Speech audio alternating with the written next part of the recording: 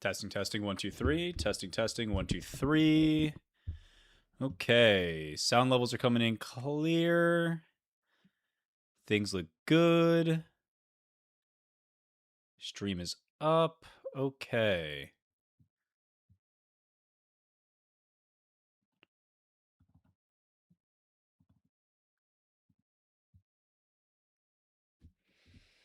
Getting open my second screen so I can watch the chat.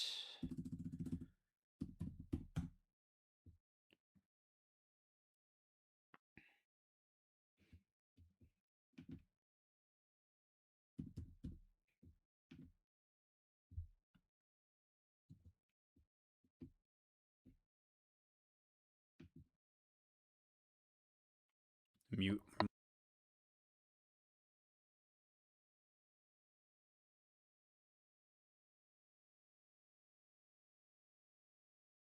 Use a little reverb, but just testing sound. Use a little reverb, but just testing sound. Everything sounds good. Okay.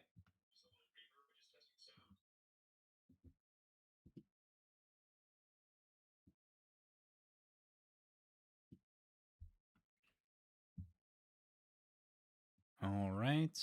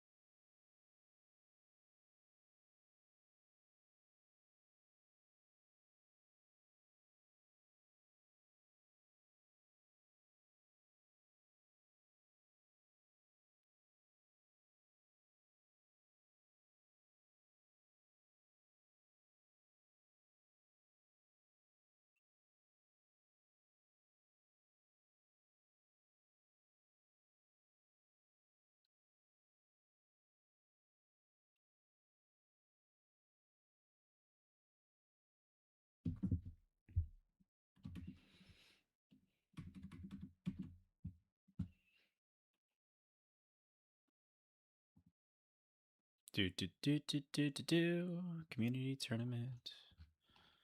Should drop a link to the stream.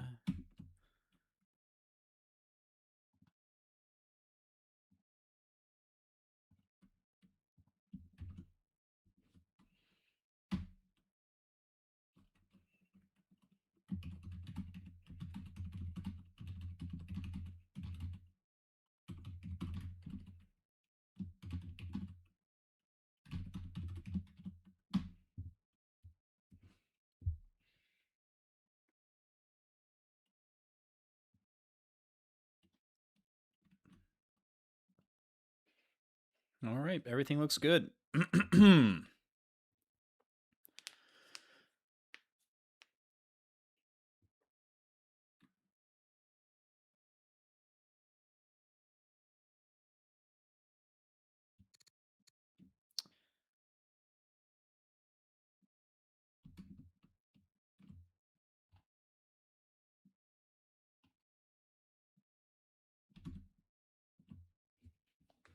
Let's do Discord stuff on my other computer to keep private things private.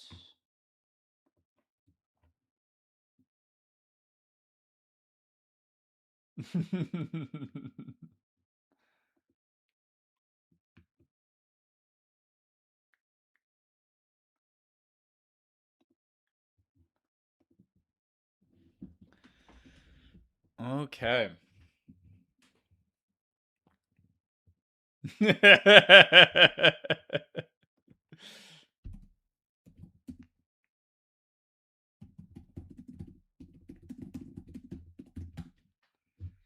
Oh boy. Okay. Let's see. Anything that we need to be aware of? Volume is minimized on my non-Bullmoose account so I can watch chat. Game is up. Game seems to be coming in clear. A little bit of delay. That's fine. Game is up. Okay.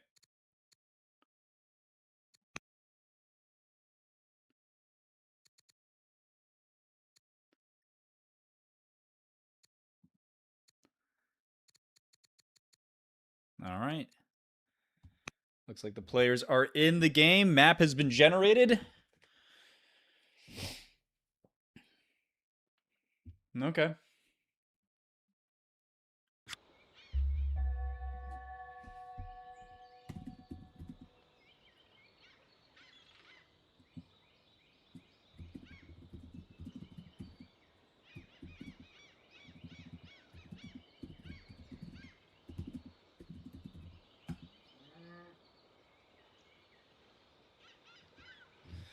Okay.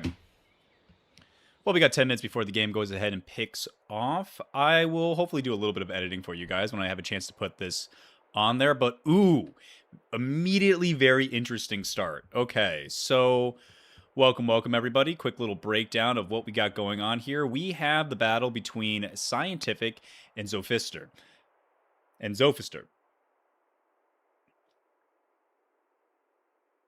Let's see.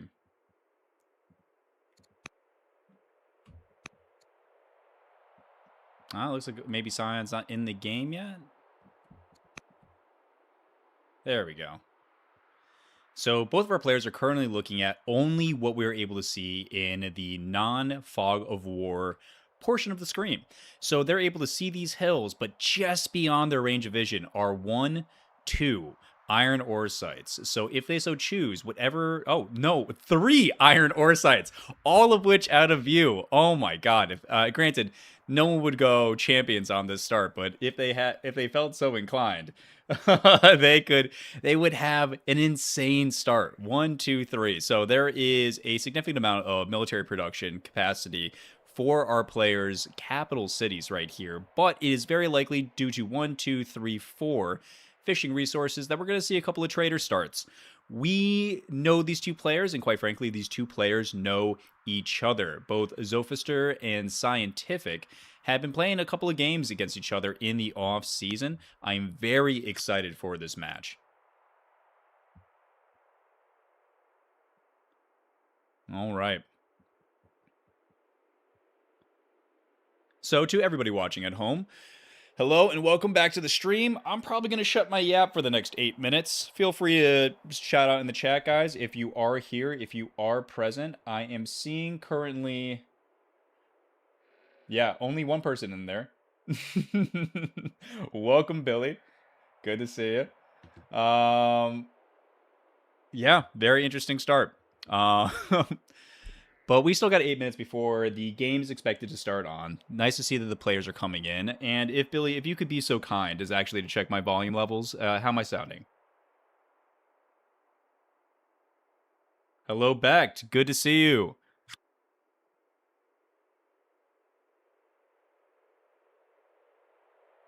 Don't just want your public...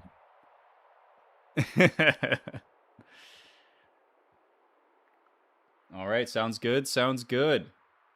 Green Mushroom, welcome back. Nice to see you in the chat as always. Much appreciated for the comments on the videos. We still got 7 minutes before this game is supposed to kick off. Fluffy, welcome to the chat. Good to see you, man. Yes, everyone is excited for this game. Obviously, voice of the tournament himself, Siontific, playing now in his second round match. And he always puts on a good show. Sion is known for his wacky strategies. He's known for trying things outside of the meta, bringing, I think, potentially the first time we've seen a diplomat start from either of the tournaments. So always nice to see new strategies coming out, anything to shake up the meta. And Sion is not one to stray away. But as I was bringing up to everybody later on, and I'll probably edit this on in, there is a very peculiar start situation here. Our players are only able to see what's currently highlighted, and what's currently highlighted is 4 fishing resources. This is a phenomenal trader's start. Now, I have had an opportunity to both play against Sion several times, and I had an opportunity to talk with Zophister last night to get a general idea of his gameplay, how he's feeling in the tournament. And both of these players are Hattie enjoyers. And this is a decent start for a trader start for Hattie. So if people wanted to go with that particular route, they wouldn't be disappointed.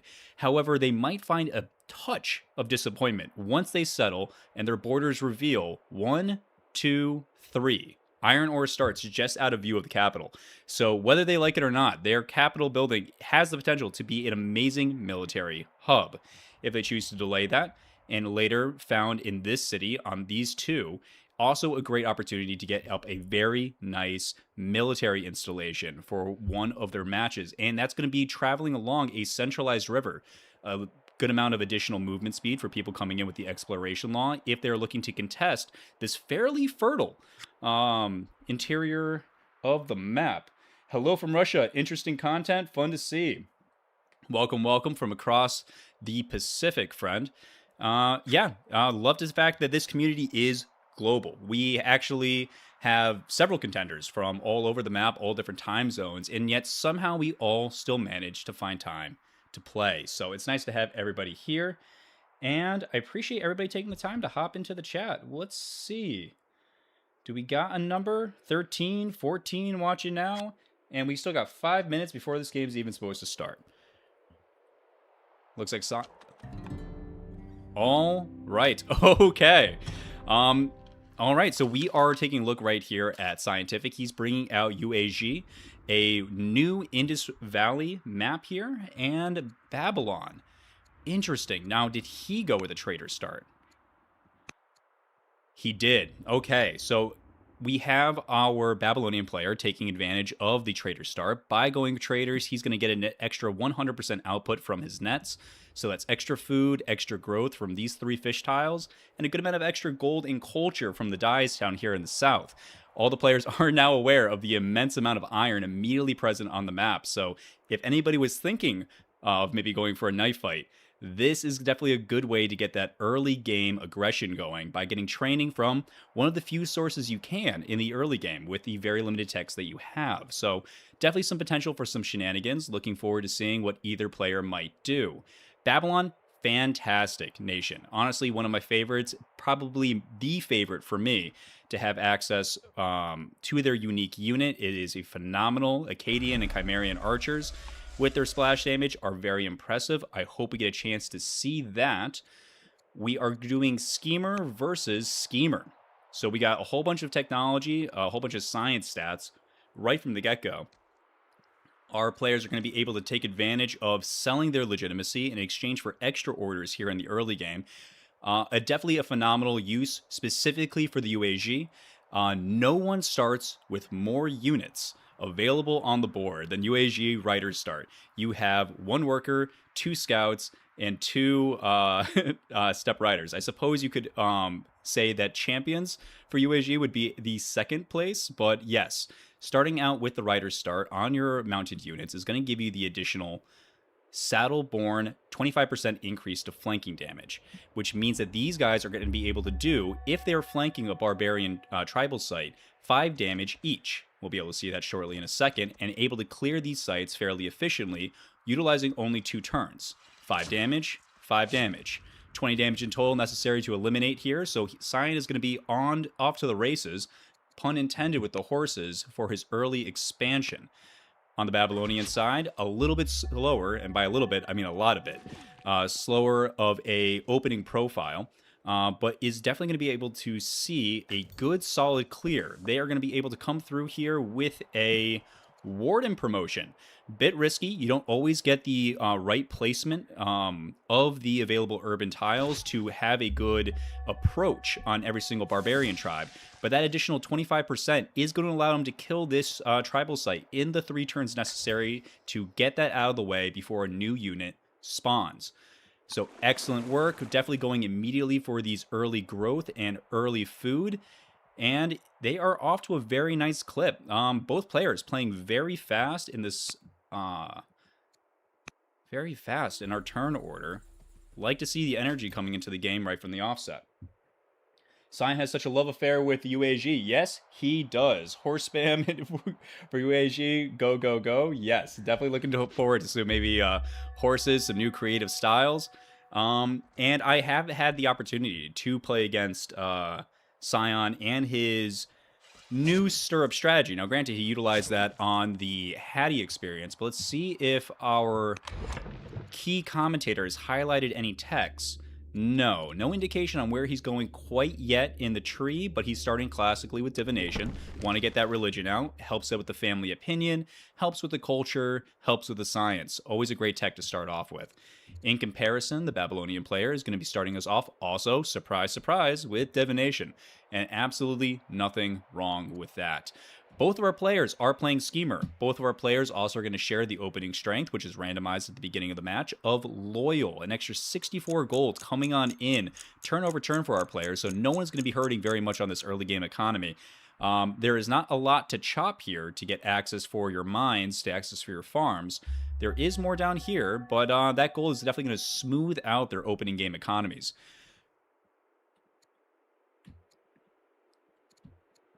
Neck and neck, we have 23 to 19. Obviously, Schemer start is going to be one of the best opening starts for your early game science, given that your leader has that early 4 wisdom coming on through. But of course, Babylon doing Babylon things gets just that little bit extra science for putting down more and more sites.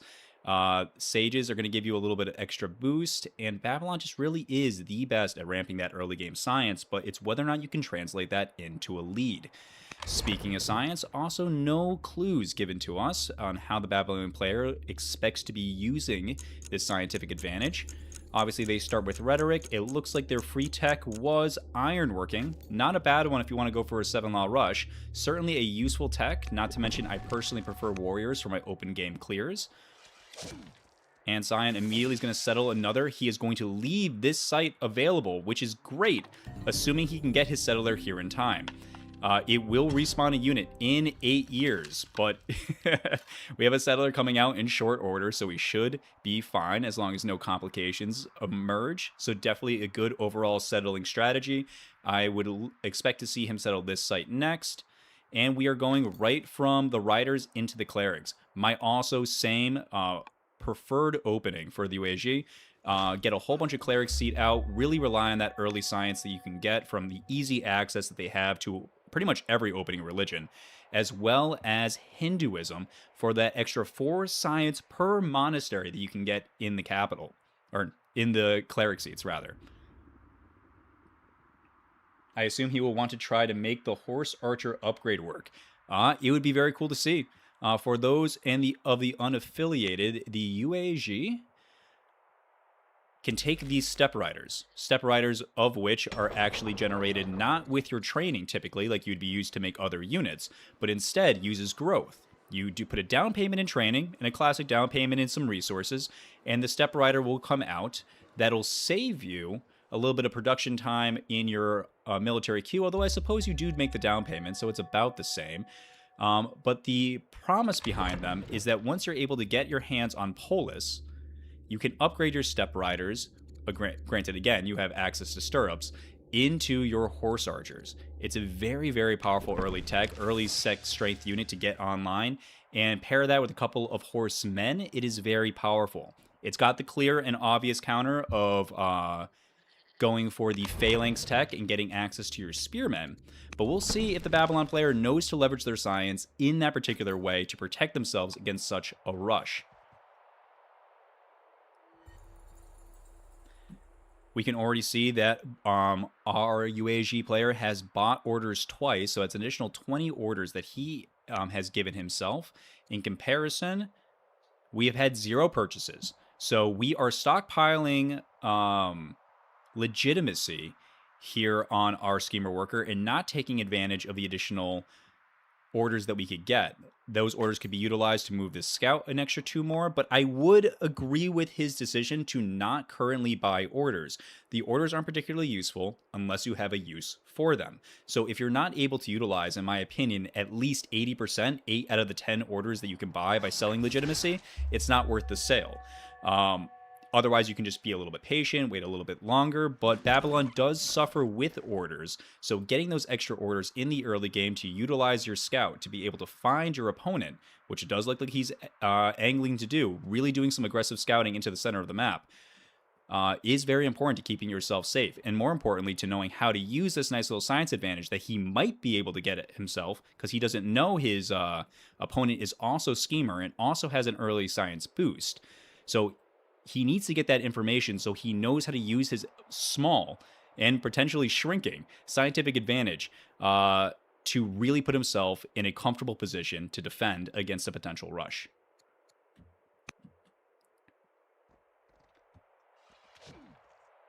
We are sticking coastal on our clears, just keeping this nice highway going. We are still, worried about this, making sure he won't forget, but it's Sion. I doubt that he will. Let's take a peek. We got Fluffy Bunny, Dev from Mohawk. Camel Archers would be particularly good, too, in the Central Desert as a horse counter. Excellent point. There is, with the exception of Rome and Egypt, I would say that Babylon is probably best suited for a potential land consolidation play. Using land consolidation, they can power their way all the way to the center of the map, grab access to groves for that scientific boost, also on the way get access to lumber mills, which are going to be necessary economy to back up their unique unit. But what's going to be most important in the short term is getting access to camel archers. That scientific advantage could be utilized, but do we see camels on the map? I'm not seeing... we got one right here, dead center. So yes, camels are available. Right here, towards the center of the map, towards the more arid plains, you have 3 here in the center tile. We do likely, or I suppose we likely will, have access to the trappers, the hunters family coming in here for Babylon. So if they were to grab the center area, that is a lot of orders that are available for them between the elephants, the horses, and the camels. A good amount of order economy, or as a reward for whoever grabs the center of this map. But yes, someone is going to have to grab the center of the map, identify where the camels are, identify that that is going to be a threat coming his way, and a good useful counter. But assuming that all those things click for Zophister, then yes, that would be a wonderful strategy. Going with stone cutting up next. Looks like we're trying to get our economy more in line. Picking up what I believe is our free site up here in the north. With 2 iron ore available, I would expect to see hunters here. But let's see what he goes and chooses. Oh, doubling down on sages. Okay. Well, considering that there are also these additional incense out here, sages isn't the worst seat. You can still put down... I mean, granted, I'd probably make this traders as well and feed these tiles back over to the capital to really get a boosted capital up in very high culture. But he could, of course, put hunters here as well, make some horse units, utilize this iron ore. But the sages are going to do just fine in this seat. They are going to be able to produce these groves at a higher rate given their innate civics production, and they'll give extra science because all specialists inside of Sage's seats give additional science. Sion continues the warpath, and we have 2 sites here available for him to move into. 1 site here down, 2 settlers on the way. Very fast expansion coming out of UAG.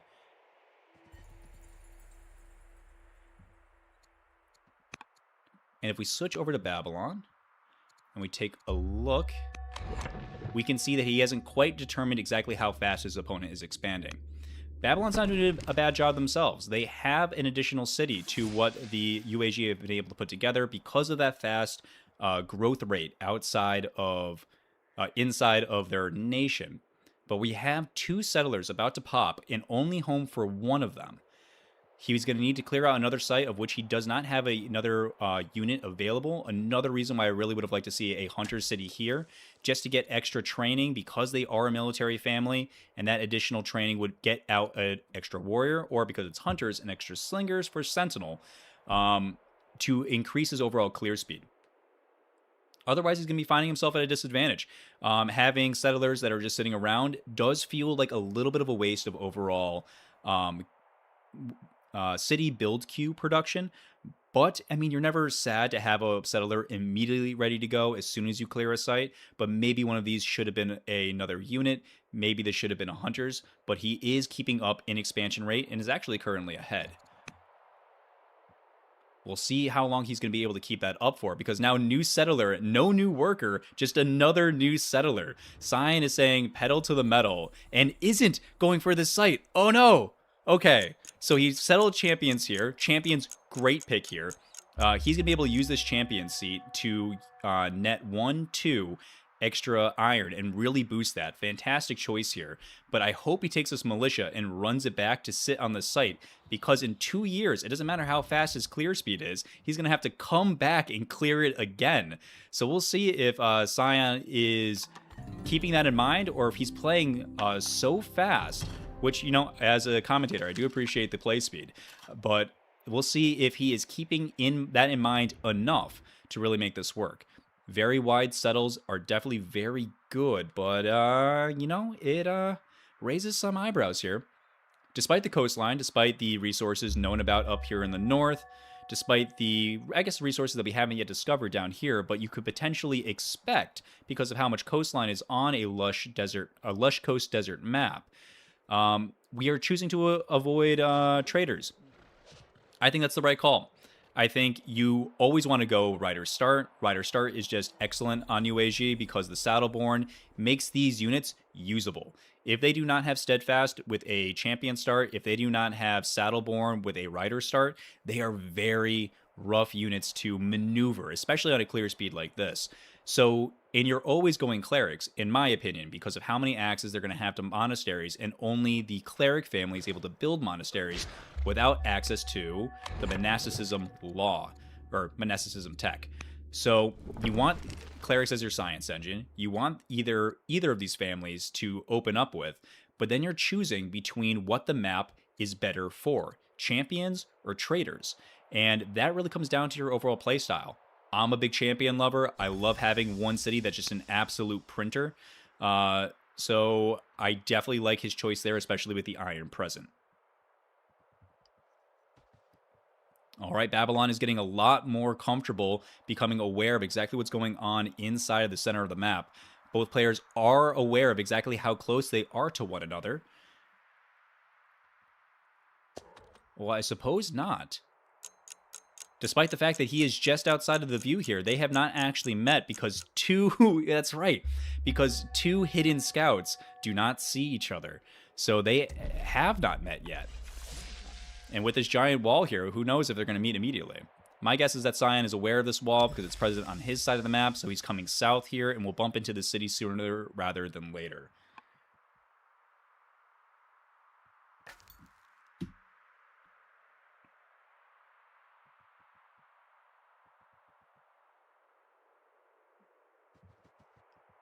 Fluffy is letting me know that there is a map search available on the map now. On the mini-map now. Oh. Neat. Oh, is that city name? Query type. I'm looking for resources. All resources. Camel search. Says no. Okay, so this is like what's available in their site. He would still see this. Why is it showing no results found?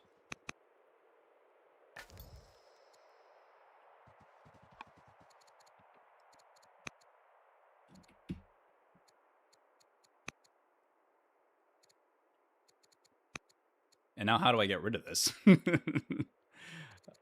There we go.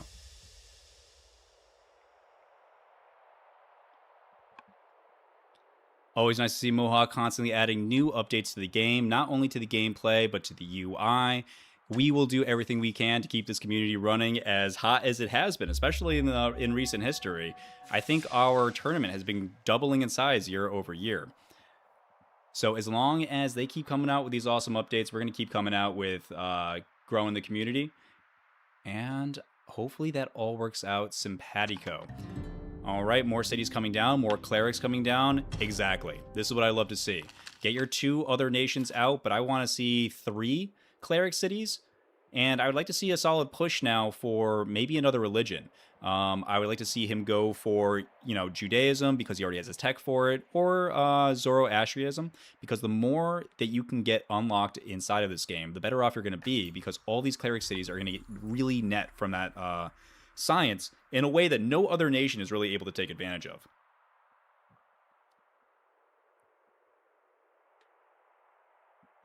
Okay, so I changed from scientific to other.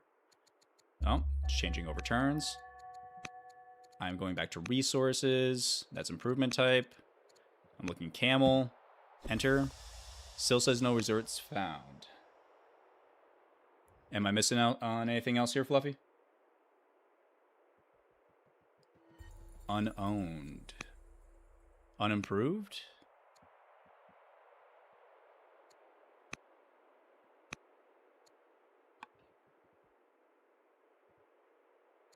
I'll learn how to play with that off screen, I promise you, Fluffy. But in the meantime, the Eagle Eye promotion is available on this particular unit, so I am able to scope out most of where we're going to find these extra bonus resources available.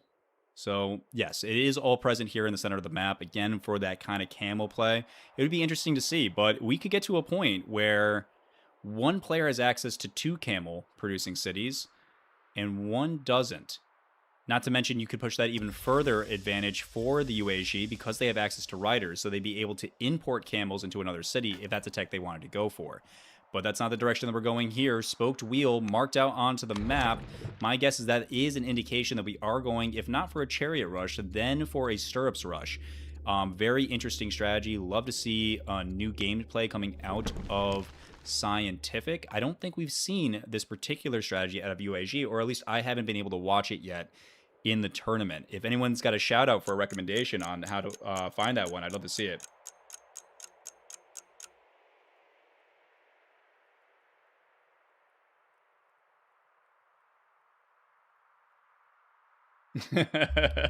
Yep, that's absolutely true. Sion is in fact practicing his lovely horse girls again. Okay, back over to Babylon. We have a whole bunch of pins for indication on what to be doing here. And he's playing after my own heart. We are going for a 7-law rush timing. And he's doing the exact laws I would go for. Fantastic. You're going to be able to get to your divine rules, spread your shrines throughout the entire nation via polytheism, switch over to monotheism. And what that's going to do is going to give you 1 order, 2 orders for every single one of your cities. It is a fantastic way for nations like Greece or for Babylon to prioritize, because of their poor order economy, that they get rewarded for getting all these laws, which are very powerful in and of themselves, but also it really softens that one weakness that they find themselves in. So we already have them all targeted out. We are looking to be getting... Still, a decision needs to be made, it looks like. 25 seconds left on the clock. We'll see what he picks. Stone Boost isn't bad. Stone Economy isn't great. It would be a nice way to level that out with only a 1-turn pivot. But these are 2 amazing science technologies. And Aristocracy. Yes, definitely an excellent choice. By the time this is up, you'll have more than enough civics to immediately turn it on. And Babylon's already at a developing level of culture here at turn 16 because of that trader's start. And he's going to be able to leverage that additional culture to produce 4 science a turn in his capital. Definitely a great way to pay dividends. Especially, I believe, if he is, yes, putting his schemer in the capital as well. So that 4, oh no, he switched over to mill drill. Okay, interesting. I probably would still stick with aristocracy. I like to get my laws online. Not to mention that is science now versus science later. You have to take time out of your worker schedule to build these barracks before you're even able to build the officers. So if we're talking about getting your science game ramped as quickly as possible, I would definitely advocate for aristocracy over mill drill in my personal preference. Obviously, military drill is a phenomenal technology, which gets only better considering the amount of iron that's already on the map that is going to be able to boost these seats that have it because they have an extra base to do their 20, 40% increase off of. So I really can't fault him for going for military drill. It is a fantastic technology. Aristocracy is in fact more greedy, and if we are talking about the possibility of being rushed, he's maybe right here in going military drill to get that extra production in case a giant horde of horses come over the hills. Another excellent benefit about going for a 4-law rush is that in your path is phalanx. So you're able to get that pretty quickly, and hopefully he really keys in on this because he is going to stay on pace. He's going to be able to keep building towards his ultimate endgame strategy, and in the meantime, he can pick up spearmen, which are a great way to protect yourself against this particular opening attack. Have a settler moving a settler into a diabolical situation he's got going on here. He's looking at open terrain, no cover, being attacked. Thank God he's not in, open and clear terrain, but there is no shrubbery, there is no trees to hide in to soften the blow from these ranged attacks. So they are going to be able to do a number on him, 4 damage, 8 damage a turn, whereas he is also able to do 8 damage a turn, but he's going to be, having to retreat this unit before the settler is going to get anywhere. But he's being very aggressive in going for this opening site. This has got to be where the hunters are going to be. Again, this is going to be another hunter seat. One, you want your sentinel units being produced towards the front, so that way as soon as they pop up out of a production queue, they're immediately able to have instant impact by being inside of their national territory and getting that extra sentinel buff. On top of that, you definitely want this to be a hunter's city because of 1, 2, 3, 4 orders that you will get from the nets or from the camps available here in the site. Let alone the fact that we could, obviously go for our camel archers, but we are going for the 7-law rush. So I suppose that means we aren't going to be seeing camel archers out of our Babylonian player unless his strategy pivots. Would like to see spears in their absence, so we're not just going for this just for the order benefit, because this being such a good city makes it a keen city as a target for the UAG. And again, because we're talking about these horses being able to, in the situation, have a larger range than usual because they're on hills, because there's no coverage for you to be able to take additional defensive buffs on your approach here. When the UAG come in eventually with their horse archers, they will have those same advantages. Extra range, no ability to dish that to hide from the damage coming in, and exactly 3 versus 1 this late into the season, you're going to have to wait until you have some backup before challenging a tribe like that. We have what promotions?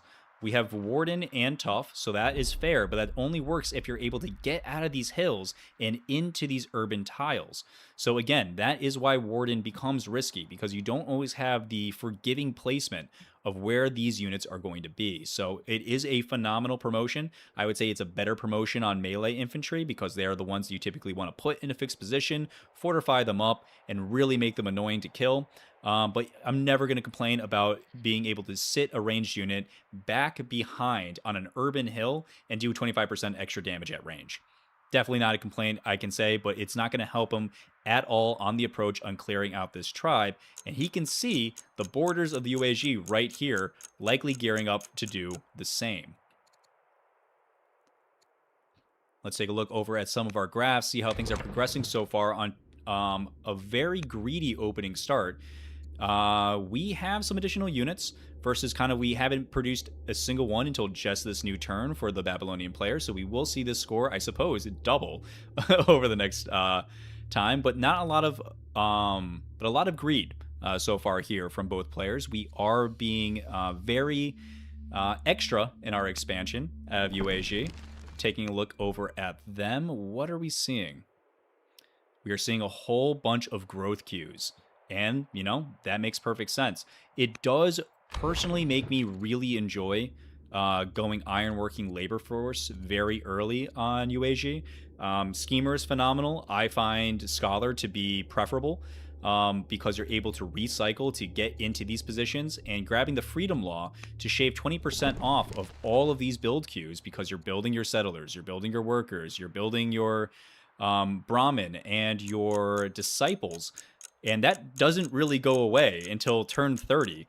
So getting that online and getting that huge discount can be very imperative. Not to mention, it gives you access to road technology. So that way, these little guys who are just so close to the coast but aren't quite there, you can do one road by and get them connected to the coast, or road them in together to, again, increase your overall growth coming out of your nation. But he is being graced by wonderful roadways being made by these natural rivers. They're going to be helping him on that journey. And this one particular city that, yes, would not be naturally connected, does get that additional growth because it is a rider city brought to the front line, and all rider cities are always connected. So that additional 2 growth is present inside of the city as well. Let's take a look. Oh, so sorry if I'm coming in quiet. Sounds like it is a little bit of a mixed bag. It looks like my volume is good for the most part. Alcaraz, welcome. Yes, UAG on Sion, or I suppose Sion and UAG, but they seem to be one and the same these days, for at least the games that I play with him. Def not clearing that site with just 1 slinger. Agreed. I feel like you really need 2 units for site 4 minimum. That's probably fair, unless you have champions, which even then you're given a militia for your second unit. So I suppose that is that second unit built in. But yes, it is always nice to have that additional backup when you're going into the sites, because they typically have 4 units by the time you're clearing out your 4th site, especially at the pacing of Sage's nations like Egypt or Babylon. Probably 3 units for the site 5. Obviously, tacticians change things, of course. How many sites has Sion cleared now? Let's take a peek. So he let this camp up here respawn. We were not able to put our settler in here in time, and it will actually be producing more units in 3 years. And I think it is actually close enough to these borders where it might trigger this a troop to walk in. We did not move this militia on back, which is a bit of a missed opportunity, but it doesn't hurt. So out of the free site, we have and we are now aware that this site is back. Oh boy. Definitely not the surprise that you're looking for, especially seeing that is going to be now 5 years until it comes back. But we have had 1, 2, 3, 4, 5 sites cleared, now back down to 4. We'll see what he does here. He does have a militia in territory. It could kill this in 5 years if it got here right now and was able to poke every single year and not die in response. But we'll see.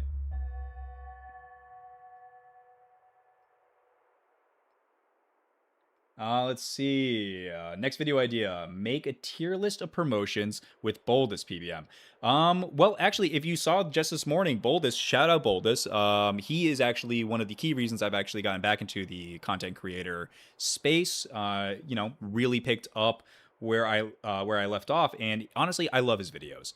His multiplayer strategies are very cool. He takes time to reach out to the community, invite big names on to come on and add their spice to the things that he's doing. He's not just doing a tier list to do a tier list, but he's doing a tier list and opening himself up to sometimes debate for how other people are looking at nations, archetypes, and he just did a video with me about unique units. Had a lot of fun. Boldest is a great guy.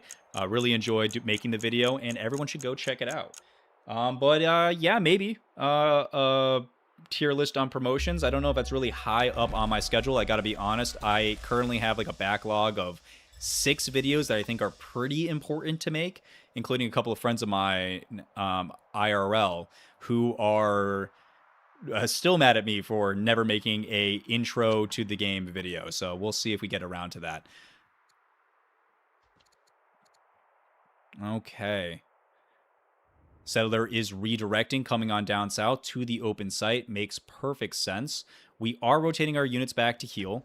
Maybe would have moved this guy back a little bit sooner, but I suppose you never know where your schemer enemy scout is going to be somewhere out in the fields. They could run in, really annoy you here. So by the time these troops have run all the way up here to clear the site, now they got to run all the way back down to re-clear this site. It can be an absolute mess. So I can see why he'd want to take the time, because he's got to have to heal for a few years anyways. So healing up now while he can, while he's racing that settler back in.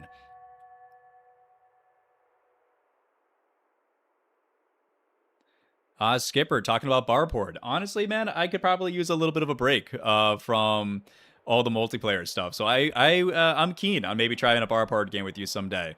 We could do a video about it for sure. But definitely keep me posted. And I sometimes have the worst memory, so so reminded to jog that for me occasionally, because I'm always looking to try something fresh. I think there is a scenario in this game about King of the Hill that I think more multiplayer people should be taking advantage of to learn and practice tactics against one each other. Fluffy can probably shout out more about that than I can. But that is definitely something that we'd like to see more of. A lot of this game comes down to being good at the Sim City of it all, but you will eventually come to blows in a multiplayer match. And whether you are a turtle player and need to learn how to play defense, or an offense player who needs to know how to crack a turtle, well, there is no better way than that additional tutorial. So I'll probably, or scenario. So I will probably be making a video on that as well. All right, city down. I am not certain. That looked like a far distance. It might have been a force march just to get that city in there to free up this unit so he can run on back. I wouldn't be surprised if that was the way, but we are still turn 21 now, and 1, 2, 3, 4, 5 of our overall build queues are going for growth style units. So again, would really feeling the absence of that freedom law, but his cities are very well placed. He's even taking the time to build this shrine right here. Perfection. That's going to connect it to this coastline and make this city connected as well. Get that additional 2 growth. So he's doing everything right as far as keeping his strategy clean on this. But if there is ever a nation that wanted to do a random freedom rush, I would say that's the UAG.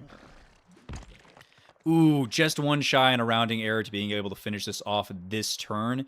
We will have to wait, but it does look like this amazing middle site is going to Babylon. A bold move coming out of Zophister, and I really appreciate it. If you are going to be doing this as Babylon, you definitely are going to want to put another Sentinel producing Hunter's family city here. Would love to see just a little bit of touch of that. It's a shame. The map does seem to favor Sion just a scooch by putting the iron ore mine over here on his side of the map. So it is a little bit harder to defend against potential aggression. So not really something you can necessarily rely on, but it is still amazing tile to add to the amazingness of this overall site.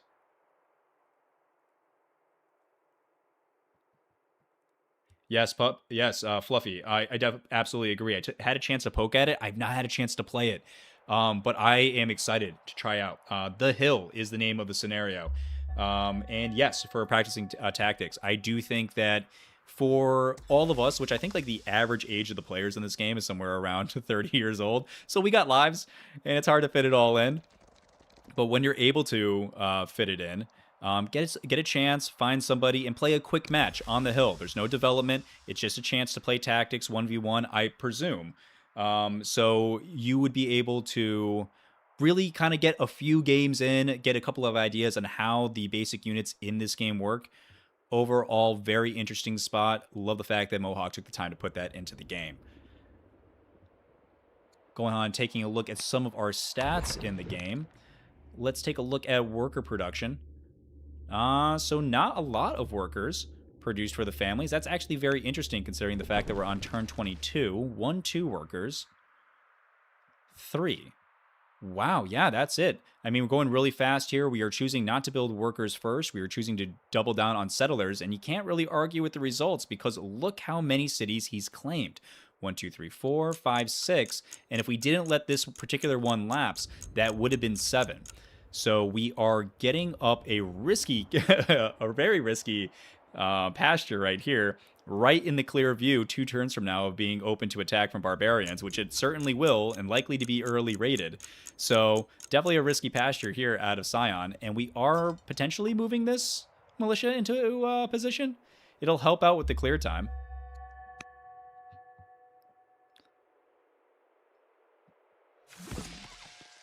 Okay, so we are able to see into his territory. I would like to see this scout move further, because just because you know where his city borders are does not mean you know where his military is.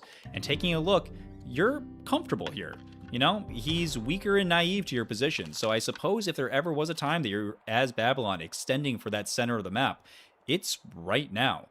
This is a very interesting map, and we haven't had a chance too much to actually discuss it.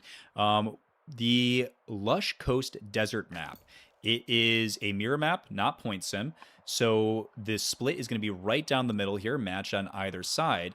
And it does seem like we have, of course, the Lush Coast. That's going to be going all the way down, but it extends deep. There are island territories off here. And this vast open wilderness that you're going to have here in the south is something you're either going to have to contend with 1, 2, 3, 4, 5, 6 call sites. They're going to raid somebody. And on the flip side, it looks like we are dealing with the Scythians. Now, Sion's already declared war, and these Scythians are gearing up now for their fourth unit. So we could be seeing raids come out fairly soon from both of these tribes. And have we met? No one's met the Gauls yet. All right, so I don't know that. Maybe someone can shout it out inside of chat. What happens when a tribe raids, but there is no nation to chase? If a tree falls in a forest, do you still get screwed up on your economy? Let's take a peek over at chat. UAG are very cool at clearing. I like them, but I don't know much to play them. We will see. Making more particular strategy videos aren't high on my list, but there is a UAG video out right now. Whoa. Death sound. What died? Did we lose a horse? No, the horse is alive. All right. I don't know what died. Scary. No, we're killing a new matted skirmisher. Okay, clearing up the last of this site. Very good. Still in a nice position for Babylon. Now, granted, we are looking over at the cities. It is 5-6, but we have developing now, and we are going to be chasing very quickly into strong. By turn 19, we're going to have access to strong, or in 19 turns, we'll have access to a strong level of culture that can easily be pushed further. We have access to more apprentice acolytes that could be getting in here for additional 2. We have dies right now that can be traded back to the capital. You can really push these numbers. Those 2 things alone, an additional 4 culture here, would be a 20% increase. So a 20% decrease on this would be shaving, what, 4 turns? Around 3-4 turns earlier that you could get access to your unique unit free technology card. So, I mean, granted, these are all things that I like to take into consideration on science racing nations, because you're going to... Ooh, rough spot. I think you got to back off here, Sion. This is going to be a tough one for him to clear. These units aren't particularly strong on their own, although I really got to say, these guys are hitting hard. 7 damage. Very nice. But they do better when they're able to flank. So if they aren't able to flank because of this interesting choke point on this tiny little, what would you call that? It's not a peninsula. On this tiny little strip of land, they aren't going to be able to do their full power here. But we're saying, screw it. We're going for it anyways. 3 damage, 4 damage, a turn only. And with 10 left to go, you can survive 2 more turns here, but you're not seeing a kill on the next turn. So, I don't know. This is dubious. I don't know if he's going to have the gusto to push through here. We might have to swing down your militia. It is here in the right spot, but it's guarding this. Step Warrior coming out in 2 years. Step Warrior coming out in 3 years. So we are gearing up for that stirrup strategy, making great progress on our way up to it. Spoked Wheel already in the bank. Taking the free stone card as a nice little pivot, ignoring these other trapping, composite bow, administration that are not part of our strategy. So very much enjoy his tech choice here on the quick stone boost. 0 stone in the bank, 0 stone in production, and 0 stone researched. Oh no, he does have stone cutting. Okay. So he took the time to get stone cutting, but he's not making stone. Interesting, interesting.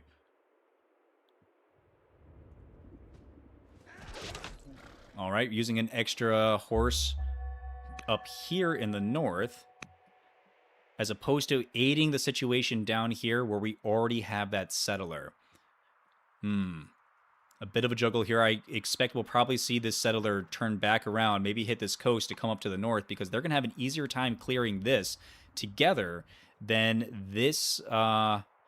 These two upgraded horses, even with a general, are going to have clearing this site. It's going to get a new unit in 6 years. They can't get in here to really do enough damage. That would be 3 damage here, 3 damage here. 6 turnover turn is still going to take you 4 turns to kill. It's not fast enough. But we are starting to get, though, that nice little science boost. We're starting to get these monasteries down. 4 science in each. That's going to be a nice little pickup. Don't get me wrong. The majority of his science right now is coming from that cleric city and his king itself. But Saketa, yeah, producing a good amount of science. And it's really just the heavy lifting coming here, plus the governor. 42% increase on this overall 8.5 subtotal. Very nice. So a good 5 wisdom governor here. A nice little tactician. That's got to be a courtier. It is, and an intelligent one at that. Oh, what a scoop. All right, so a fantastic little pickup for Siontific here on his overall game. Let's check the game state on Babylon.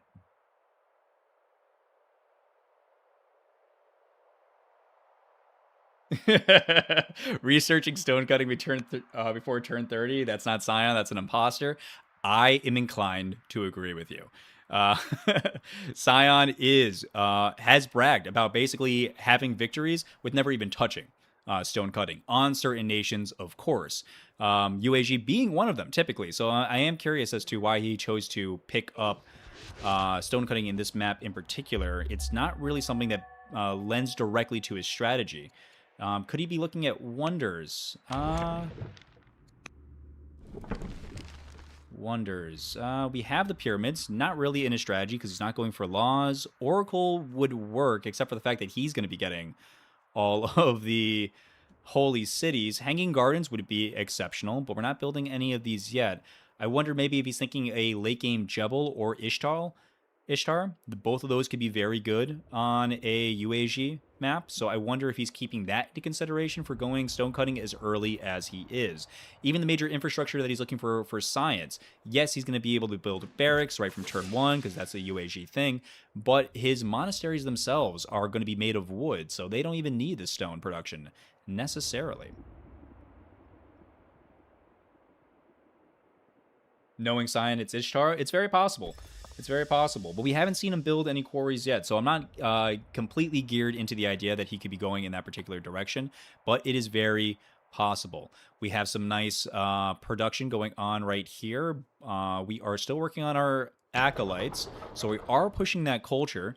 I do like to see it. We put our dyes in Uric, though, so just want to kind of get our Hunter's City up to a developing level of culture. Makes perfect sense. If we are going for a 4 or 7 law timing, we definitely want to make sure that we're getting our culture up, because you don't just need science to unlock the text. You don't just need civics to unlock the laws. But if you don't have the culture level to produce the units in the first place, it doesn't mean a thing. So if you want those sentinels, you're going to have to work for them. And there's no other natural culture in this city.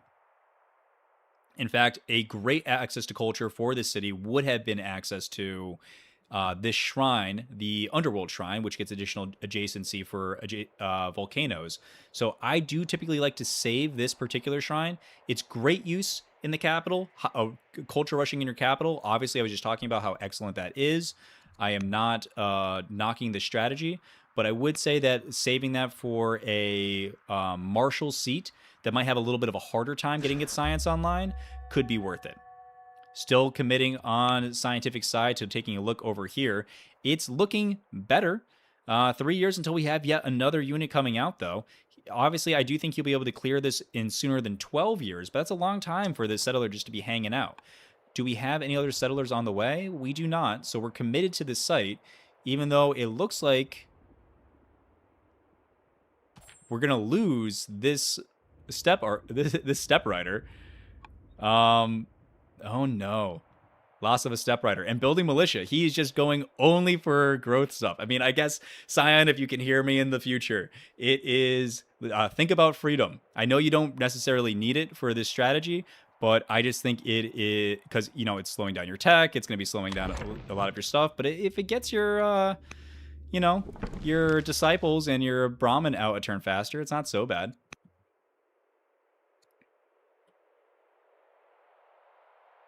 Keeping great eyes on the Babylonian player here in the center of the map.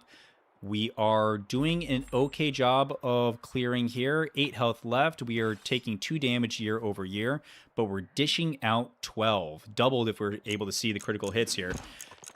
Big hit. Honestly, you would have been able to kill this in 2 years on his warrior alone. I would have used this focus fire on the center here to just chip that down. 2 turns to wipe that out, so we're reducing the overall damage that we're coming into, and then finishing off the central site. Okay. Oh, no. Saved by the bell. Okay. Did not lose that unit. Did kill this barbarian. Fantastic. I think I am out of order of when the tribal turn is. Must come before him. And we search that technology to get that free card, it would seem like. And we have 2 fresh step warriors. So that amount of units coming out, all from growth, is going to very much change this military score map on the very next turn. We're up to 200 now from the Babylonian player, but we can expect that to jump fairly quickly. Portcullis is going to be another great increase to our overall science, and the science game keeps looking good. It is a rare thing indeed to see somebody else outpace the overall scientific production coming out of a Sage's nation, but here we are. 51 science to 41. Total investment still in the favor of the Babylonian player that, of course, is going to be starting out early, but they have kind of plateaued. Taking advantage of that early science, but not really developing it at all since turn 19. We are still seeing only 41 science here in the capital. So investment does make it aggressive here. I like the additional expansion. Settler's going to come out in nearly perfect timing. Grab that extra site. All looks very good, and we still haven't met the Gauls. So does anybody know what happens? What do the Gauls do if they meet no one, but yet they need to raid? What happens? I'm very curious. All right. Yeah, Step Rider joke is real. Is militia in one UAG city? Okay, 2 UAG cities. So is this the famous UAG Horse Archer Rush? Yes. Yes, it is. Max Plays Games. Welcome, Max. Yes, this is, it appears to be Scion's Stirrups Rush, and it is potent. I've been on the receiving end of it several times, and, well, not several times, one time, but it was enough to get PTSD, where it feels like several. But it is very potent. It is, if you know it's coming, fairly easy to not necessarily counter, but prepare for. Spears just do a wonderful job at handling mounted units. So when your entire military composition is mounted units, ooh, love this. The only way he could have gotten here is if he took the long way around. So I love that he's taking the time to get these guys in place so that before the new year is up, he's able to eke out victory here. It looks like if he wants to do this on his very next turn, he will be able to poke, finish, get this unit in on top of here, because the unit's going to have to stay in this exact spot if it does issue an attack, and heal. Now, granted, he has this additional horse right here that can run on in and do plenty of damage themselves, but still, for the flashiness of it all, I would say that that's my preferred strategy for that.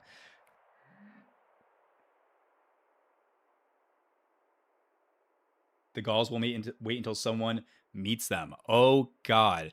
I fear for the Babylon player if they ever choose to venture south.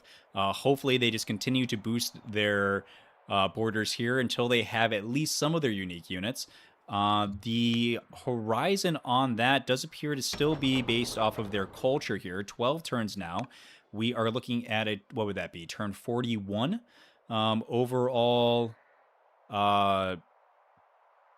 what's the word I'm looking for? Strong culture. Yeah, so definitely would have liked to have the city settled earlier, to trade these tiles away from the city, whatever you put here. Maybe, honestly, another Sage's seat, just to get a little bit of extra science. It's going to be fine enough with this marble.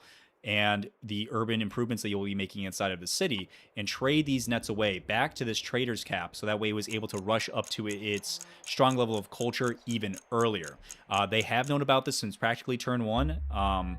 So I would say that that was a bit of a missed opportunity, especially if we are concerned that much about our overall. Very nice. Let's see if he's going to rush in right on top. Yes. So now this unit is safe. It cannot die no matter what because it is inside the city. Very cool. Love that. Like the flashiness, Scion. Fantastic. Meanwhile, we continue to boost our science. This one little Ramen that could is going through and single-handedly producing 4 science a rip. Sorio and Ashen Disciple coming out next, and I imagine it will build its monastery, go over here, spread religion, so this can build its own disciple, and keep that going that way. We are only taking advantage, really, of the one religion available to us. Never went for Zoro. In fact, Zoro, yeah, we do have Zoro. I mean, it never went for Judaism. So still has the potential to actually increase that further, because I'm fairly certain, yes, Babylon won't even have access to husbandry, to build a pasture, to build ranchers for another 3 years. So very clear open window for Babylon, or rather UAG, to grab a third religion, and I honestly think that they should. Ooh, annoying. You have your settler. It's on the perfect timing, but it can't get across here because of a dam. Because the dam broke somewhere. That is too bad. Hate to see it. But making the most of it, we already have our barracks down in here. Great spot to be building your apprentice officers inside of a sage's seat. Just get a little bit of extra oomph out of that science, and it really is going to do wonders. So I appreciate what he is doing here. Going 1-2 officers, really trying to finally pick up that both military potential as well as science score. But he's dragging a little bit behind. 60 science now coming out of the UAG. Not a lot of people consider the UAG to be a science nation. But if anyone had any doubts about that, here it is.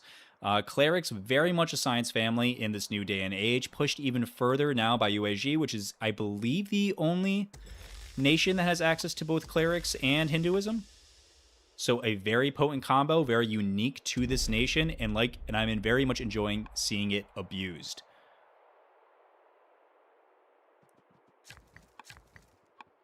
Okay. So we have 1, 2, 3 nations that have a shrine built. And we're saving our 4th shrine here to keep it in the clerics. I love that. Perfect idea. Obviously, you want to be making your first one here. And a great pick, too. The Shrine of Nana is going to be the one that's going to give you extra culture. And new rangers get +1 level. So all of the horse archers that you want to be developing out of your rider seat, all the free tech units that you're going to be getting directly from this huge science production, are all going to come out with Saddleborn plus an additional level. Very potent shrine to have in your capital. I am not surprised that he didn't save that for another cleric seat, but then putting his other 3 shrines in cleric seats so they can all benefit from putting those additional temples from that early cleric's pick. Okay, yep. The flood persists. Very annoying. Sorry to see this for the Babylonian player. But they're doing, quite frankly, a pretty damn good job. That is an even economy if I've ever seen one. 25 clear across the board. Very nice. Decent stockpiles. Huge amount of gold income. Internal politics situation, I'm ecstatic with it. We are friendly, pleased, and at least cautious, so everything is looking very good there. You definitely want to be focusing on your military families. It is a great thing to get them up, because if they're going to be producing the majority of your units, you want to make sure you're keeping the nicest relations with them. But their opinion is going to be dramatically increased, not by this barracks, but if they get 1 more shrine in there. We have 1, 2 shrines here, a 3rd shrine here. Have we placed our 4th shrine?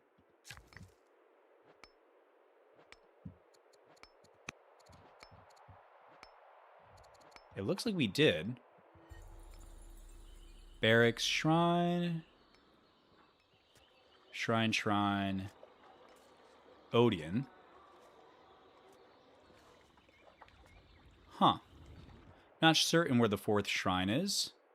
Might be missing something on that.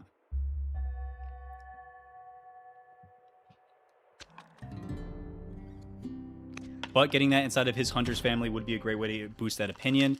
As we saw on Babylon, his internal court situation is being very much aided by this extra 100 opinion coming out of the Babylonian paganism. So spreading that to a hunter's family would be an excellent idea.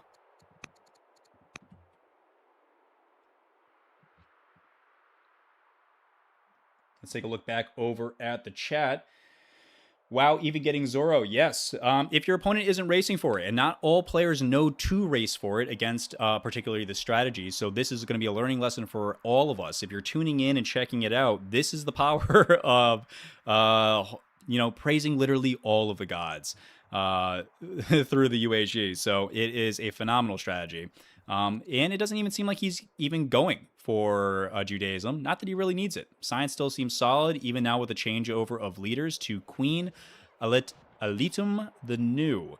Less overall wisdom here, but so that we are going to see a bit of a dip. But 53 is still a respectable number at turn 31. Finally clearing up the last of this site. And excuse me, but we haven't seen many raids. So here is the first, and it's targeting Babylon. Oh no. Okay, so we have discovered we have discovered the Gauls. We have declared war on them.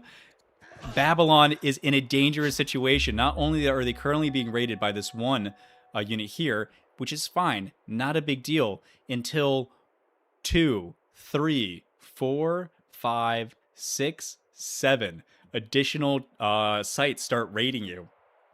And he doesn't even know the extent of the potential damage. The scouting is not good enough to let him know this, and he has no access to champions to be able to better defend himself. So right now we are still looking to increase our overall city holdings. We have one settler that hopefully we don't forget about, and we move over to get this city finally online now that we have finally been relieved of the flood. But an additional 2 settlers are going to come, but at what cost? He's noticing them now with the boat, so he knows there's this one island nation out here that also has the potential to raid. It's going to be coming directly onto his coastline, and there are units actually in the area, so he should be fine. But chaos is on the horizon for the from the Gauls to our Babylonian player.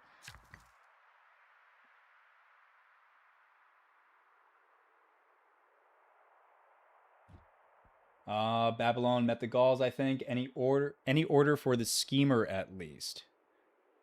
Does Babylon already have navigation, or is it free bireme? It does appear to be a free bireme.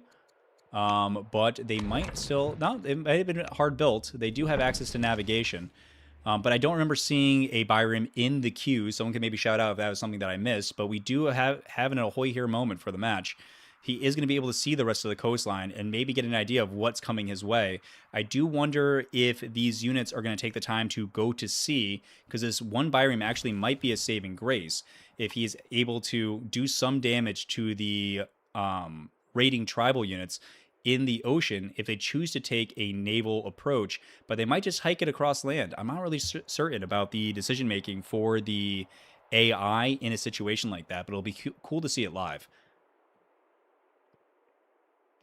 Turn 5 settler in a new city. Did Sion get freedom? Taking a look over at our UAG player. No, not a single law has been unlocked for them. In this strategy, when you're going for the UAG, you are shooting up that one line directly through husbandry, which you already have, spoke to wheel immediately after, portcullis into stirrups, and nothing in here says anything about getting additional laws. So that is a weakness of the strategy overall, I would say.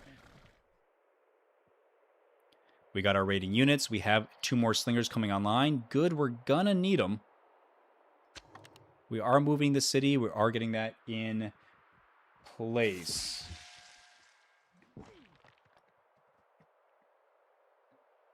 Yeah, UAG is the only Hindu cleric nation without randomized families, of course. Yes, very true. So Huns are disabled, but this map has decided to give raids a little bit of Huns vibe. Yes, the tribals do seem to be undefeated as far as this tournament is concerned, the Huns in particular, but we could see a win coming out of the Gauls for the first time this season. Having to get boats in order to deal with the Gauls island is going to be a super annoying for Babylon. I agree. UAG is a lawless place. Yes, those damn horses. There is a range limit for raids, which is less than 2 camps distance. The southern camp won't raid until closer cities are settled. Interesting. So it's a 2 site difference, 2 camp difference. So because this is 1, 2, 3 away, you're saying it won't go. But then as soon as he settles this city, it's all up for grabs because it's 1, 2 away. Am I thinking about that right, Fluffy? Somebody reminded me, do you see victory points count on the first turn? So it gives map size vibe out of the turn 1 already. That is true. That is true. If you do practice your maps often enough to take a look over at the total victory score here, you can get a general idea on how many sites they are. If you look over on Map Atlas, it'll give you a range for how many city sites could be expected, turn over turn between the different map scripts. But yeah, the math behind this is insane. You know, it has everything. It has a lot to do with a lot. So I wouldn't say that it's necessarily something you need to take into consideration. We have disciples on the move. We are putting down additional Zoroastrianism, so that is going to be additional for science. Trying to get us back up to those 60 numbers. I like it. And we have the Hindu Brahmin coming down here to likely drop another shrine in here as well. We are picking up a good amount of payment turn over turn on the wood necessary to keep these up and ready, but there's plenty of chops available on this map, it would appear. Slowly cleaning up what units we can, chipping away. I like to see what I'm seeing here. Good work out of the Babylonian player. We have these units being rerouted down to the south. No threats now in the north. We do know of the Numidians. They are at war with both of us, and they are choosing to raid, so far, Siontific. But again, because now Fluffy has illustrated to me no, it's less than 2. Generally, only the closest camps to a city will raid. You do see VP to win immediately, yes. So yes, because it is less than 2. So less than 2. 1, 2. So this is just 1. So that's why it's raiding. But because it's 1... Well, this is also 1. So this should raid pretty soon. But this would then raid him because it's closer. Okay. Makes sense. Get some roads up. Like to see where the head is at for the Babylonian player. Makes a lot of sense. Babylon is not a huge order economy nation, so they are going to need those roads to make up for that. And there is no better investment, quite frankly. Oh, yep, Freemasons, snap pick over here for UAG. Amazing part of the strategy for rushing up to Portcullis is you get 2 fantastic cards here. Maceman and Free Onager. Not only is an Onager just a classic pick for something you want to grab as often as you can, but if you know your counter to your stirrup strategy is going to be spears, wouldn't it be nice to have one heavily veteran, great general on it, Maceman, to clear a path? I think so.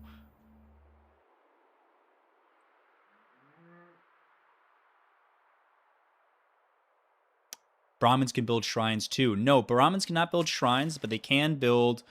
your workers have to build the shrine. But once the shrine is built and the religion is spread here, they build the temples.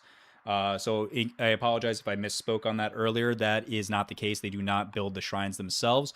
But when they do step on the shrines, they do give a little bit of extra resources. This extra 1 civic to the nation. So they're not just sitting around doing nothing, eating food out of your pocket. They do give you some extra stuff. In fact, a great place to put them is for 1 extra science on the monasteries that they're making. And I apologize. That's the word that it is. It's not shrines. It's not temples. It is monasteries. My apologies.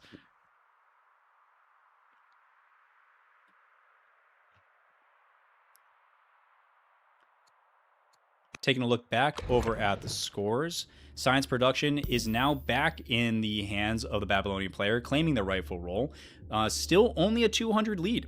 Very neck and neck, going back and forth between these two players on overall scientific advancement. I would say currently that sages are going to be at an advantage for producing science overall. That is what they are meant to do. But if he gets access to all of these Zoroastrian monasteries, then we could see some trouble for the Babylonian player as far as if they are expecting to maintain an easy science lead in this game. I see a sign to don't forget. I'm not sure what we're choosing to forget here, but it is here. Byram's still here in a defensive position, maybe anticipating the fact that this might raid and protecting his overall very important coastline in his trader capital. I like the potential foresight there. We already have a site cleared right here, and one settler very interested in moving on in. We have some very low health units here, but our players don't seem particularly interested in starting any beef between each other so far in this early game. Although I suppose now we're moving into the mid game. Phalanx coming online. Yes, love to see it, Zophister. You absolutely cannot avoid to have this. If you see yourself going up against UAG, it is imperative to do it. You can keep an eye on them. You're seeing at this point in time that they have no laws passed. So it's kind of up in the air. Where the hell are they spending all this technology? They're currently considered...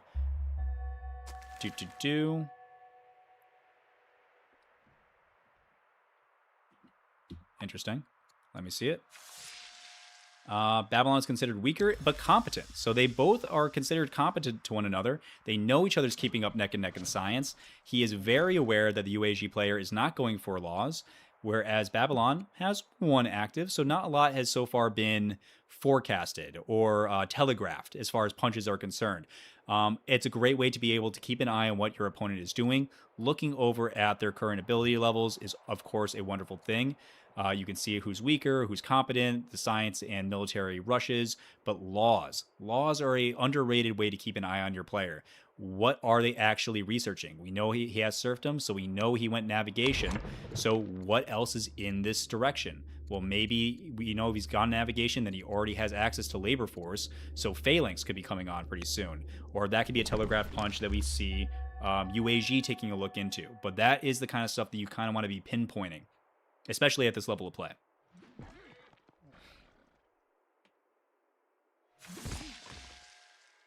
Yeah, monastery setting is quite useful. I agree, but I got really surprised by Brahmin could build shrine sentence. Yes, my apologies. When you yap this much, sometimes you miss yap. Would be cool to see Phalanx rush. Yeah, just build a whole bunch of spears and see what happens. What did Sion write about Grand Vizier? Let's take a peek.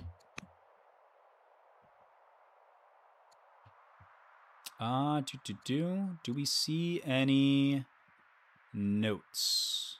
We can check when the turn flips back over to Sion in case there's something that I'm missing.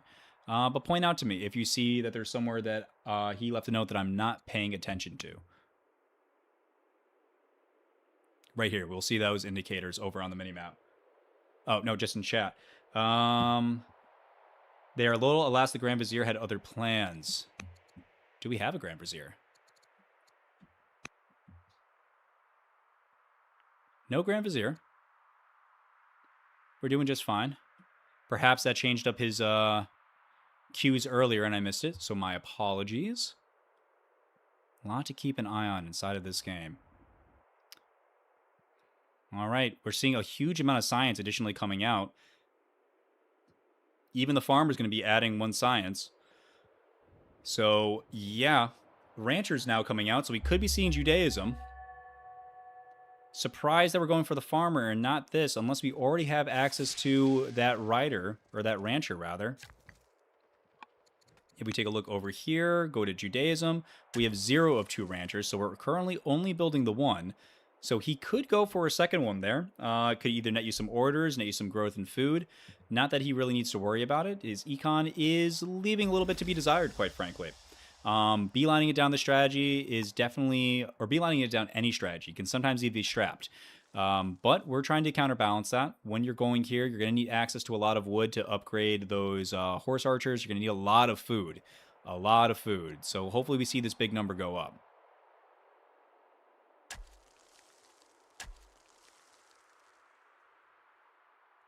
New leader. Okay. Oh, so was she, yeah, Rising Star event, but is now doomed and severely ill. Rest in peace. So this must have been the Grand Vizier that it changed over. But it's always fun to have access to a new tactician. And not a bad one at that, quite frankly. Especially with the additional stats from Rising Star, so we'll take that.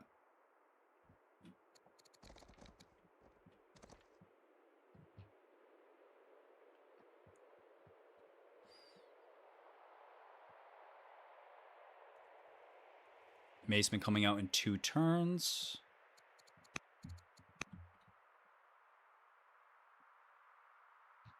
And here we are, Babylon at war with the world. We got our next city down, keeping up pretty nicely in score, 8 cities to 7. Not bad, especially coming up against UAG, especially coming up against Sion. Good showing out of Zophister so far itself, keeping up in tech, keeping up in military score. Let's see, is there anywhere that he's even really falling behind? Laws he's ahead on. Aristocracy is here, which means that we finished Phalanx. Fantastic. So would love to see those upgrades coming around sooner rather than later. You have the training to get at least a couple of your warriors upgraded, but you only have the one. I would like to see more warriors coming out as soon as these build queues finish up. Finish this forum, get access to another spear, just to boost it up a little bit. You are similar in competence, so there's nothing to be worried about, but it's definitely something to keep an eye on. Especially if you are dealing with raids, if you are dealing with tribals, if you are continuing to look to expand, it's time to start looking into additional heavier hitting units. Got literature from event, it would seem. Nice boost of science from events. Looks like we're doing a very nice job of just kind of overall managing our internal systems. Again, would love to see these guys converted over to the proper religion. Did we ever get that last shrine down? Still only 1, 2... Only 2 pagan cities. Oh, no, here it is. Okay, great. So the shrine is here on the frontline cities. So eventually this family will change over into paganism.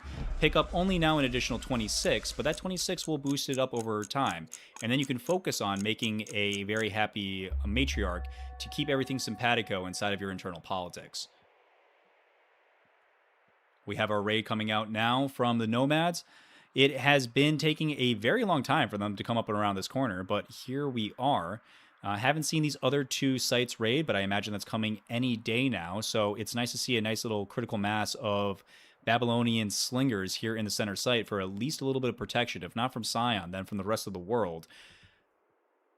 And we have quite a few step riders. Quite a few. How many does that bring our grand total towards? 1, 2, 3, 4, 5, 6, 7, 8, 9.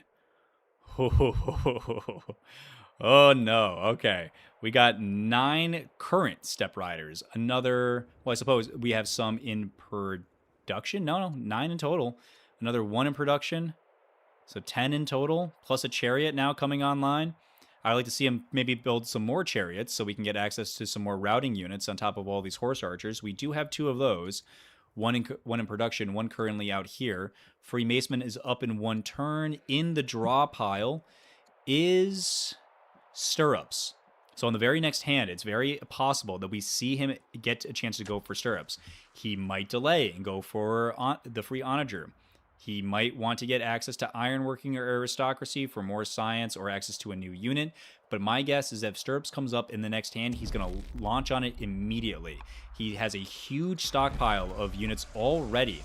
Quite frankly, 10 mounted units coming in on a mass upgrade all at once, if he's able to bank enough training, which at the current clip he's producing it at, is phenomenal. We have a leader now, new leader coming up across. It's going to be a hero, so it's going to be helping with our overall production in training. And it's going to be huge to be able to launch offensives when that huge hail of arrows comes in from his horse archers.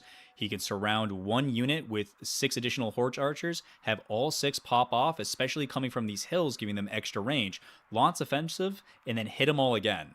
insane potential right there. But he is going to be consuming a lot of his training. I would expect that he would probably be utilizing his extra civics, not being used on laws, to rally the troops to boost that training. Would like to see him take on a few of those missions while we're keeping an eye out. But the Numidians are moving in, potentially without even raiding here.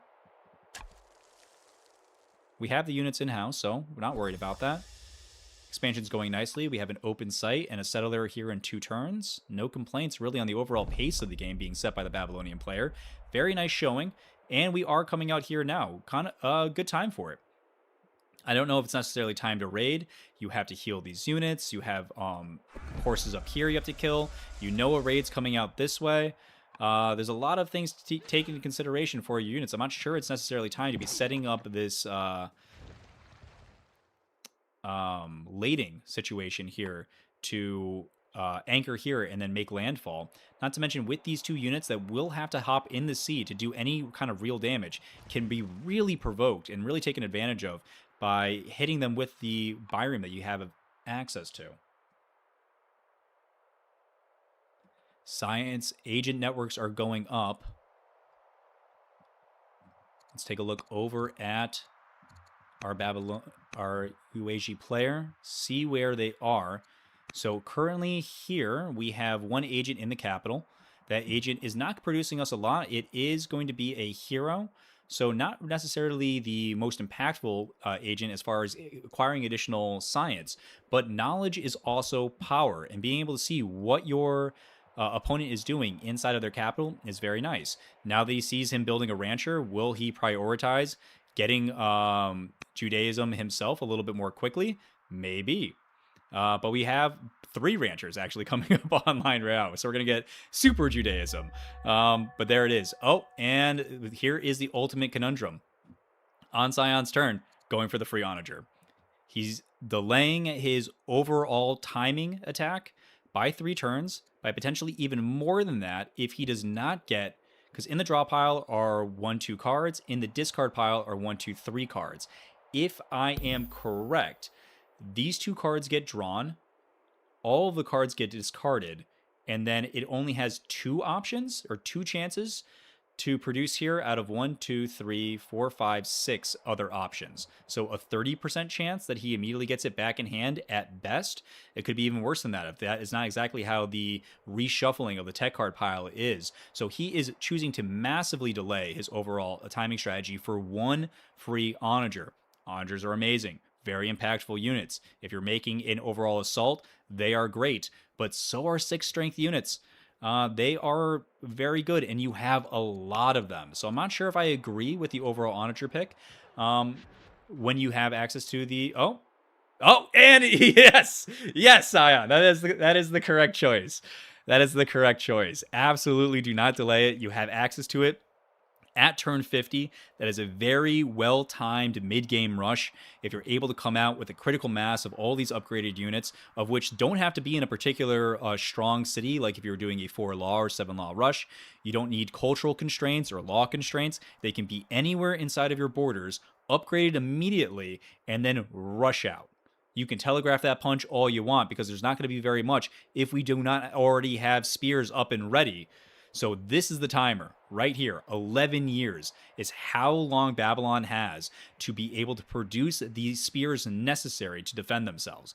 These slingers, I don't care if they are sentinel or not, are not going to be enough. Yes, I agree with the hero could work well in the archer push. That'd be fun to see. Not enough launch offenses in tournament so far. I would agree. I would say that the changes to the zealot, especially that, I mean, the zealot is just phenomenal. I mean, the extra heals on a routing unit is great. Getting access to the rushing out ability for their leader inside of all state religion cities is just phenomenal. So they have kind of overshadowed the hero themselves. Tacticians are always very good. Commanders, I see heroes probably getting picked more often than commanders. But yes, I would definitely like to see a launch offensive or 2 in this game. Stirrups with his current rate. No wide delay stirrups. Sadness. He needs polis first, though, for the horses. That is true. That is true, but you can still get the horsemen.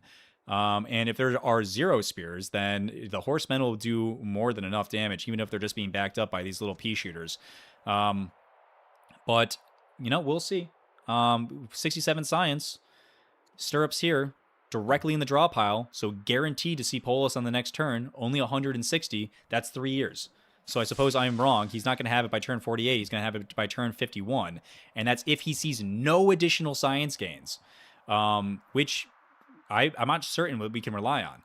He is clearly thinking about endgame strategy here. We have 1, 2, 3, 4 ranchers coming out. This is not about Judaism. That is about the extra 0.4 orders that you're getting here. He is trying to eke out every single potential advantage that you can before this rush is coming on through. So Sion is looking at the end game. We could be seeing a very, very aggressive push coming out of him by turn 51, and I don't think Babylon's prepared for it.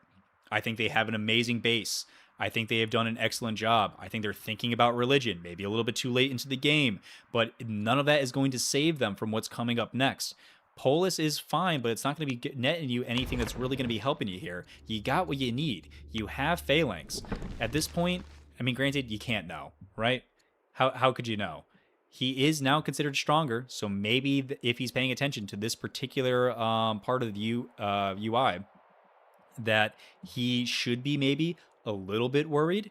Zophister has played Sion a whole bunch in the off season. He told me that he has played maybe a third of his total multi-game matches against the Chaos Incarnate that is Siontific. So he is no stranger to the shenanigans that he could be facing here. I wonder if he has ever played against his Stirrups Rush, though. Units are moving around. Good shuffle. 3 damage here. 2 damage here. This slinger will survive, but it's going to be close. He's going to have to retreat it. Luckily, we do have units in the area, and yes, great. Perfect. We are unanchoring our ship, doing 15 damage a pop. Always nice to have a navy. But slingers, still more prep. That's not what you got to be worried about here. At this point, he is stronger than you. It's great that you're going to be able to build those spears fast, but fast isn't now. And you need spears now. Turn 40 is about the time that you should be expecting the earliest of rushes to be coming your way. Turn 30, 40, that is like a very early, cheesy kind of rush style. So if your opponent is known for that kind of thing, I'm looking at Carthage players, then expect that kind of shenanigans. But once turn 50 hits, especially between turns 50 and 60, you need to be ready for a full military composition to be showing up on your borders. So you have to start preparing for that. And if that is coming on average in the next 10 to 20 turns, you need to expect to have it fully prepared for in the next 10. So I would like to see some spears hitting the build queues across the nation, because now we have this maceman here, and even if you get a couple of spears up, that maceman and the huge damage profile, by the way, that are going to be coming out of the horse archers, is going to be fantastic. All these kills that we're getting on these raids are only feeding the war machine. A great extra advantage of having a hero leader is that all units, they heal while pillaging, but they get 50 additional training per unit killed. That is all going to his stockpile. That's all sitting there, and you're going to need as much as you can. Granted, you could still spend your civics that are coming on through at 64 per turn. That's a pretty decent clip. They are producing them. So trade 100 civics for even more training, or the great events that come that can give you extra generals or extra promotions from running the rally troops mission. Excellent part of the game, excellent thing for people to keep in mind, especially when you're doing exactly what Sion's doing and preparing for your final push. We have 3 messages coming out. Still build roads, but we never did see those roads. This message came out quite a long time ago. Definitely missing out on a couple of things, and we could easily take a trader's worker and get that road network made expressly. But we are still worried about it making additional ranchers. Not the worst. We're getting, extra science, food, gold, growth, but God, it's gonna really hurt when you have Judaism, because all you'll have is God to pray to. Let's take a look over at chat, see what we're doing. Can't upgrade without it, I think. Yes, that is correct. Did he take it already? I thought he did. No, Polis is going to have to come in the next hand. True Polis is in the drop pile, though, so likely to get it on a small delay. Yes, and it'll be a 3-turn delay. And that's if you don't expect any spillover technology research. It could be as much as just 2 turns, or as little as 2 turns to detour him. And that's if he doesn't get any additional scientific boons from events along the way. 1 turn to have a slinger to help deal with this incursion. The Numidians are coming on in. A long way for them to come. So this has got to be some kind of, yes, some kind of raid, I imagine. Do the Numidians have...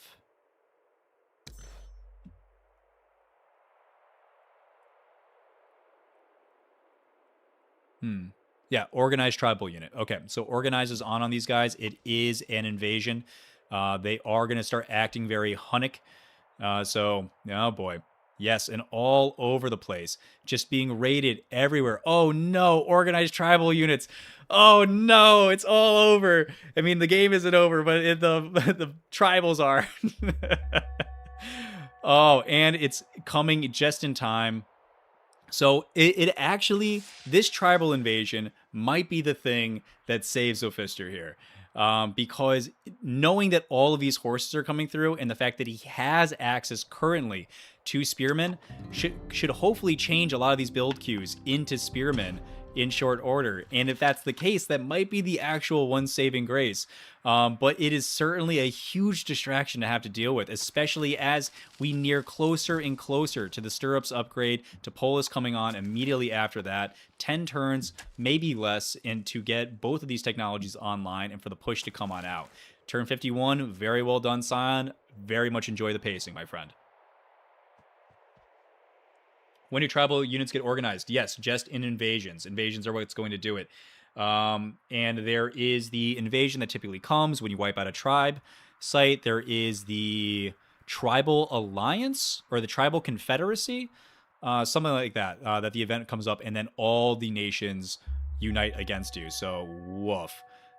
Big hurt on that. Excellent technologies here and available for him. I would love to see a citizenship pickup.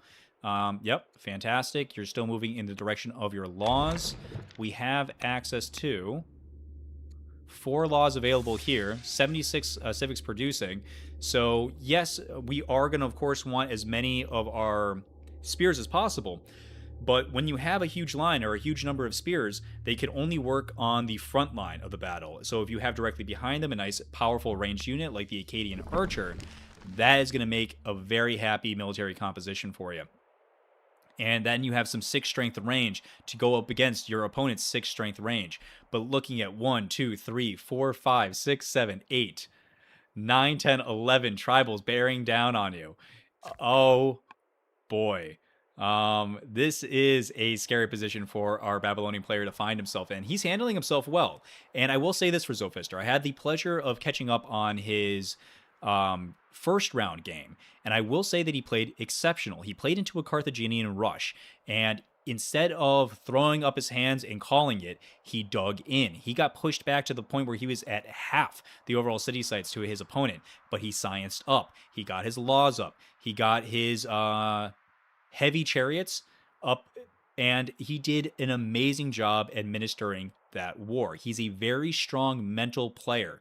So I do expect that we will see that level of resilience coming out here from this Confederacy invasion, but it is brutal. Yeah, completely unfazed, still going for Ishtar Gate in the middle of all of this, spending your resources. Not certain this is the right way to be spending them. I want them to be spent on spears. You are looking at a UAG that is competent to you. You're seeing no laws picked up, so they're going down the center of the tree. There's 2 rush strategies that I've heard of from the UAG. One is obviously the stirrups that we're looking into. The other is battle line, but on both of those you don't see any laws. So if you are competent, which means you are Babylon, you are producing a lot of science, you know you have 70 coming over turn, you should be expecting at least some kind of damage coming through. So here we are, first spear coming up. Fantastic. We'd like to see a couple more of them, but we're still producing more officers. Oh god, we're going to be able to make the best units that are going to they're going to show up so fast late to the party. Oh boy. City invasion. I'm sorry, I don't understand the reference about the Polis and the horses. Dodge rocket. So if it hasn't already been explained by chat, the Polis is something on UAG that is necessary for them to take their Step Riders, their unique opening unit, and upgrade them from Step Rider into Horse Archers. It's a fantastic part of them. It's very cool. It's very unique to their style alone. So I really appreciate that it's included in the game, but it's definitely something to keep in mind if you're going up against them. If you see a Hamlet going down, you on UAG, you kind of know where your opponent's head's at. Granted, I'd be surprised if too many players really telegraph their punch like that. Polis isn't really something, a tech that you want to rush necessarily. But I suppose if you are going on the strategy and you're doing the rush, picking up something that you need as opposed to another detour tech would be preferential.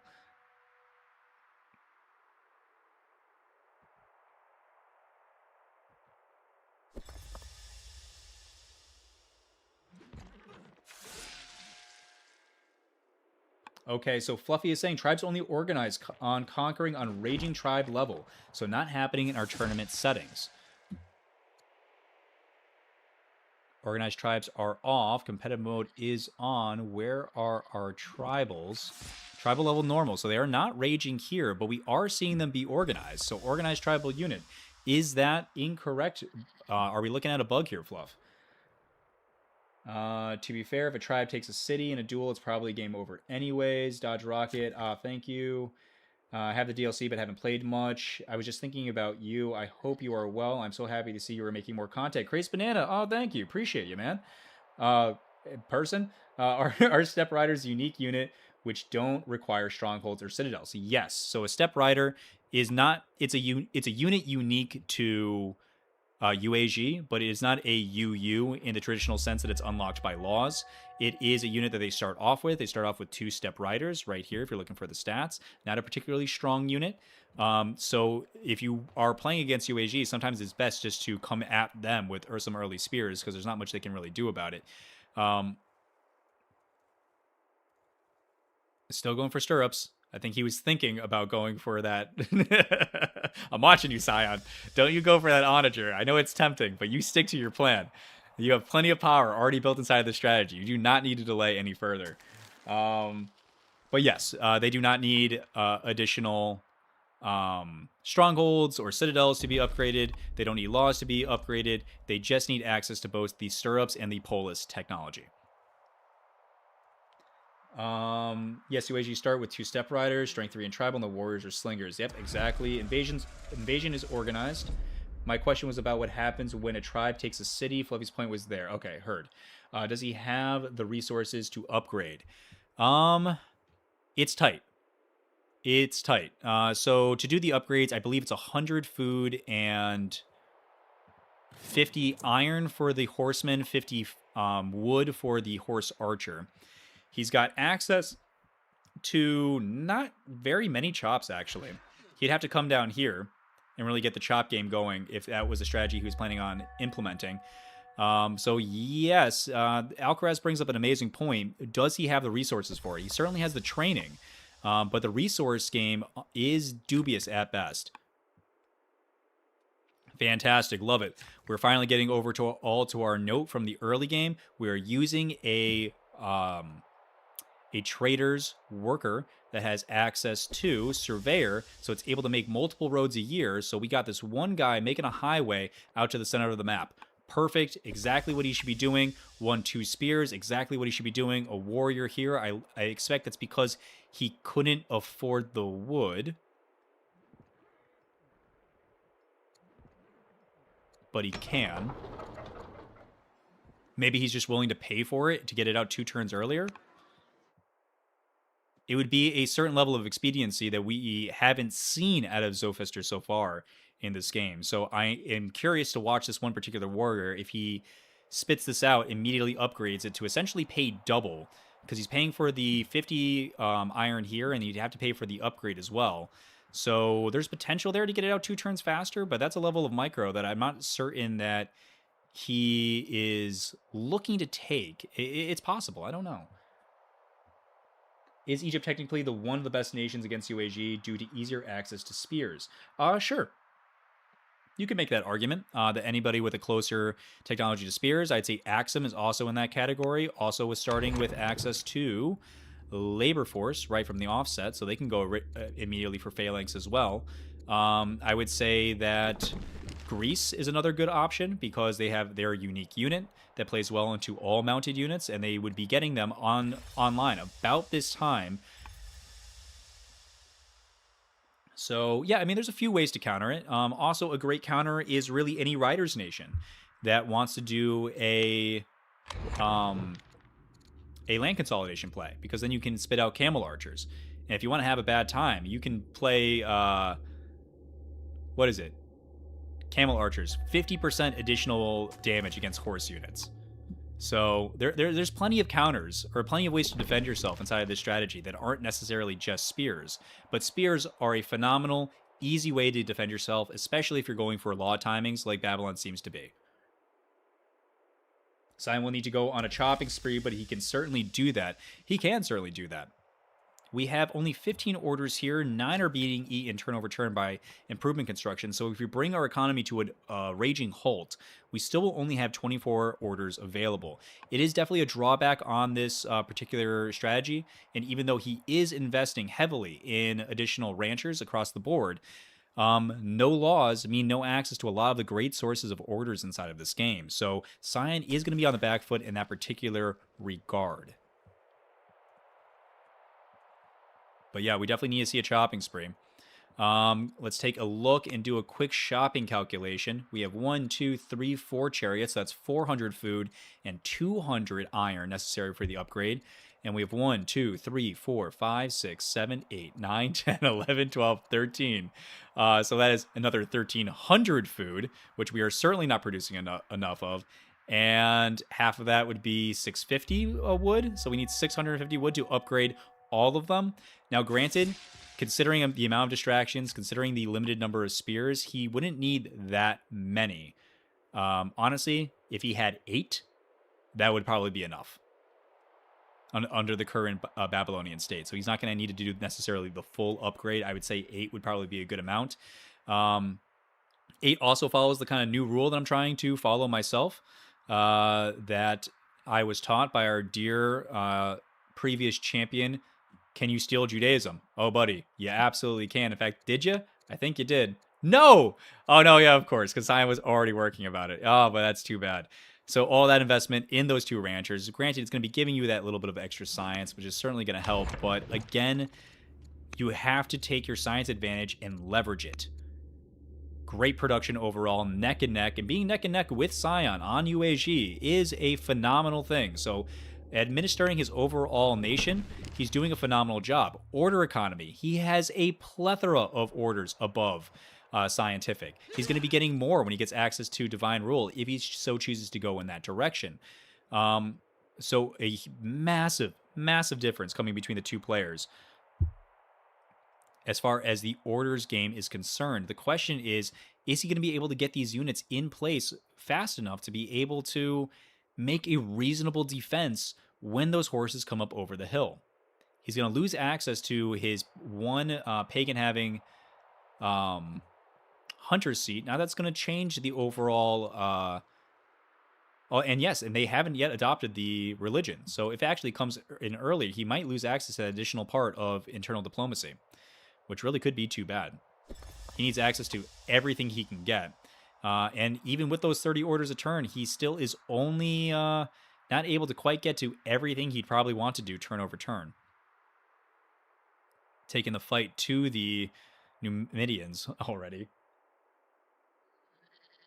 Well, spears come out from Egypt or Oxum very early, so they can be used for rushing UAG even at turn 40, unless UAG has axes.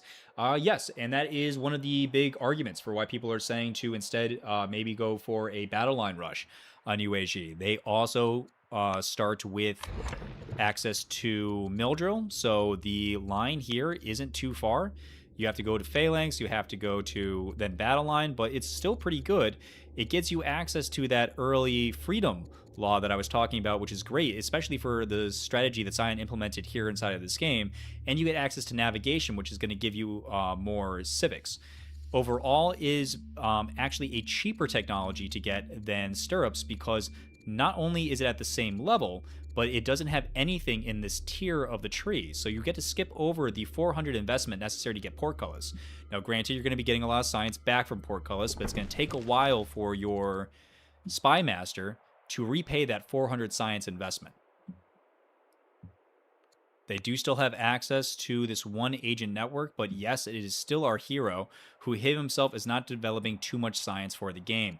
These science gains are coming pretty much exclusively from the UAG's religious infrastructure.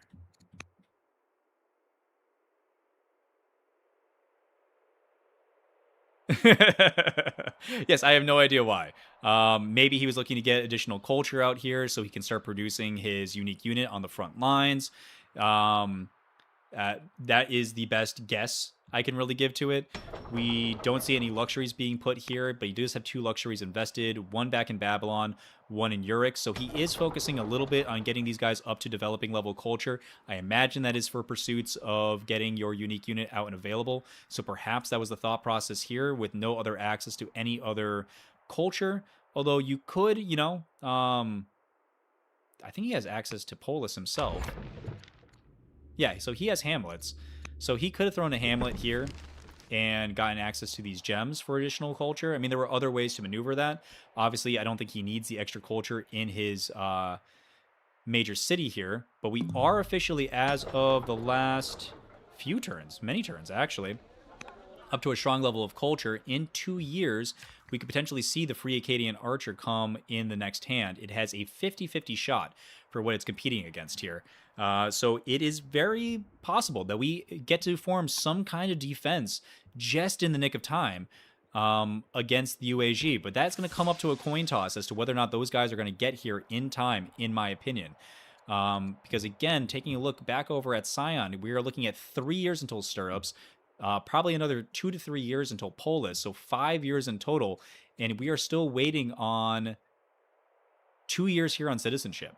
So with 70 per and this card costing 250, it'll take him 4 turns, so 6 turns. 6 turns until he would be, at best case scenario, able to get his free unique unit card out.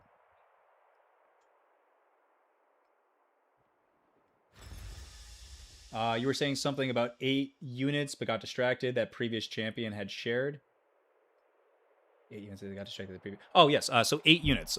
So the reason why I was saying that 8 units might be the potential critical mass that Sion should be adopting is that the current thinking coming out of Class Koala, the previous champion of the tournament, is that you should have a 1-to-3 ratio of units to orders. The reason being that obviously your units are going to be moving 1, 2, a whole bunch. So to be able to use them efficiently, or to have the mass effect with them, you can, of course, creep them slowly forward, but to not telegraph your punch too much, to really have the ability to use your units to the best of your ability, having that 1-to-3 ratio is his overall thinking.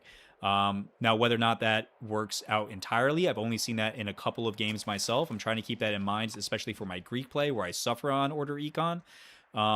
But the more I focus on it, the more it really does seem to have legs. So whether or not that is a well-known tidbit from Class Koala, I would personally advocate for it, yeah.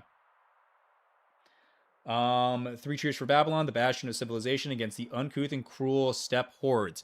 Well, at least the steppe hordes have wonderful religion. They seem to be a very tolerant people, if I say so myself. PG, is that a problem, Gambler? Good to see you in the chat, man. Appreciate you.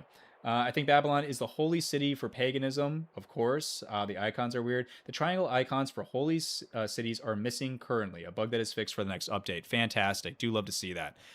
So yes, not his official seat. Of course, that was going to be back with the 2 shrines here in Babylon. So not the seat of his religion, but one of his pagan shrine drops for certain. Spears are finally starting to hit the map. We got literally a couple. We got 2. The saving grace here for this player is that Sion is not going to be able to hit that level of econ necessary to do a massive upgrade. I know he plays this stirrup strategy also on Hattie, so I wonder if perhaps the muscle memory of being able to chop woods with your scout, with your any units that you have might be hindering that overall accumulation of additional resources necessary for the mass upgrade. But I would say that he definitely has still the upper hand. The question is for how much longer. Econ over inside of Babylon is looking pretty strong. Could maybe use a little bit more food, but like to see the numbers that I'm currently seeing. And the gold income is huge from this trader's capital. So there is potentiality for Zophister to be able to hold this off, especially if he wins the coin toss on the next turn and gets access to these free Akkadian archers and is wise enough to take it. A serious defense can be supported here. And from his previous gameplay, I do know that he is a mentally tough character. So I would love to see him dig in and really try to survive this overall rush. Sion doing exactly what I was talking about earlier in the match. Having access to these free Macemen and giving it a whole bunch of promotions is a great way to deal with any potential spears that are going to be coming up and being a pestering nuisance. He knows he's fighting into these hills. It is hills all over here. So this Maceman is going to have an additional 25% damage coming in pretty much every single conflict it's going to find itself in this opening fight. It is brutal. In fact, as that push continues to come in, he's going to want to keep to the hills. Unless his horsemen particularly want to get some nice routes off in this open and clear terrain here in the south, his horse archers are going to love the extra range he's going to be getting up here from the hill and the higher land. We are moving to take over another city site. Settler coming out in a turn, so it is appropriately timed. By the time this guy hikes over here, we will be able to grab that. I wonder if he's going to be going for both sites here as well. Have two axes for his overall attack into the center. That might be a bit overdoing it. Again, we should be maybe focusing on our economy a little bit more here for Sion. The food number has massively jumped up. I like to see that. Yes, look at this. Over the last couple of turns, Sion is known for this. What do you need now? He took his food income over from 36, jumped it up to 76, over double the overall production. Fantastic. Oh, and he wins the coin toss. Okay, Sion, fantastic job on your economy, and Babylon's got a true defense now. Between more spears coming on out, another 2 will bring you up to 4. You could upgrade this warrior into a spearman. You have an existing, fairly decently promoted warrior, with Warden at the very least. That's going to be coming on up, and 2 free Akkadian archers leveled out in the next 3 turns, just in time on turn 51 to come out for the defense here. So this game is not over. We have a solid conflict that's going to be busting out in the middle of this map here. So we could be in for a long haul. Now, granted, I got my water bottle. I'm strapped in. I know both of these players recently just came off of round 1 in a 5-hour match apiece. So it'll be very interesting to see exactly how deep this game goes. Now, while he is going to be able to mount some kind of defense, there is still potentiality for disaster. With all these additional Gauls that we were talking about, now that those cities are founded, they are now in the appropriate distance to start raiding. And some of these units, they're up to 5 strength. Not so easy just for Slingers alone to deal with. Now, he's still dealing with the chaff. Only's got 4 strength units here, so that's still fine. 3 strength nomad skirmisher, so that's fine. But if he starts seeing these higher level tribes coming out, if he continues to greedily expand, but it seems that we might have pinched the greed a little bit. We seem to be waiting for something in the capital. You have plenty of resources to sell if you're waiting to get more spearmen out, which is what I would personally advocate for. You have citizens. I wonder what we're waiting for. We're waiting 1 turn for something.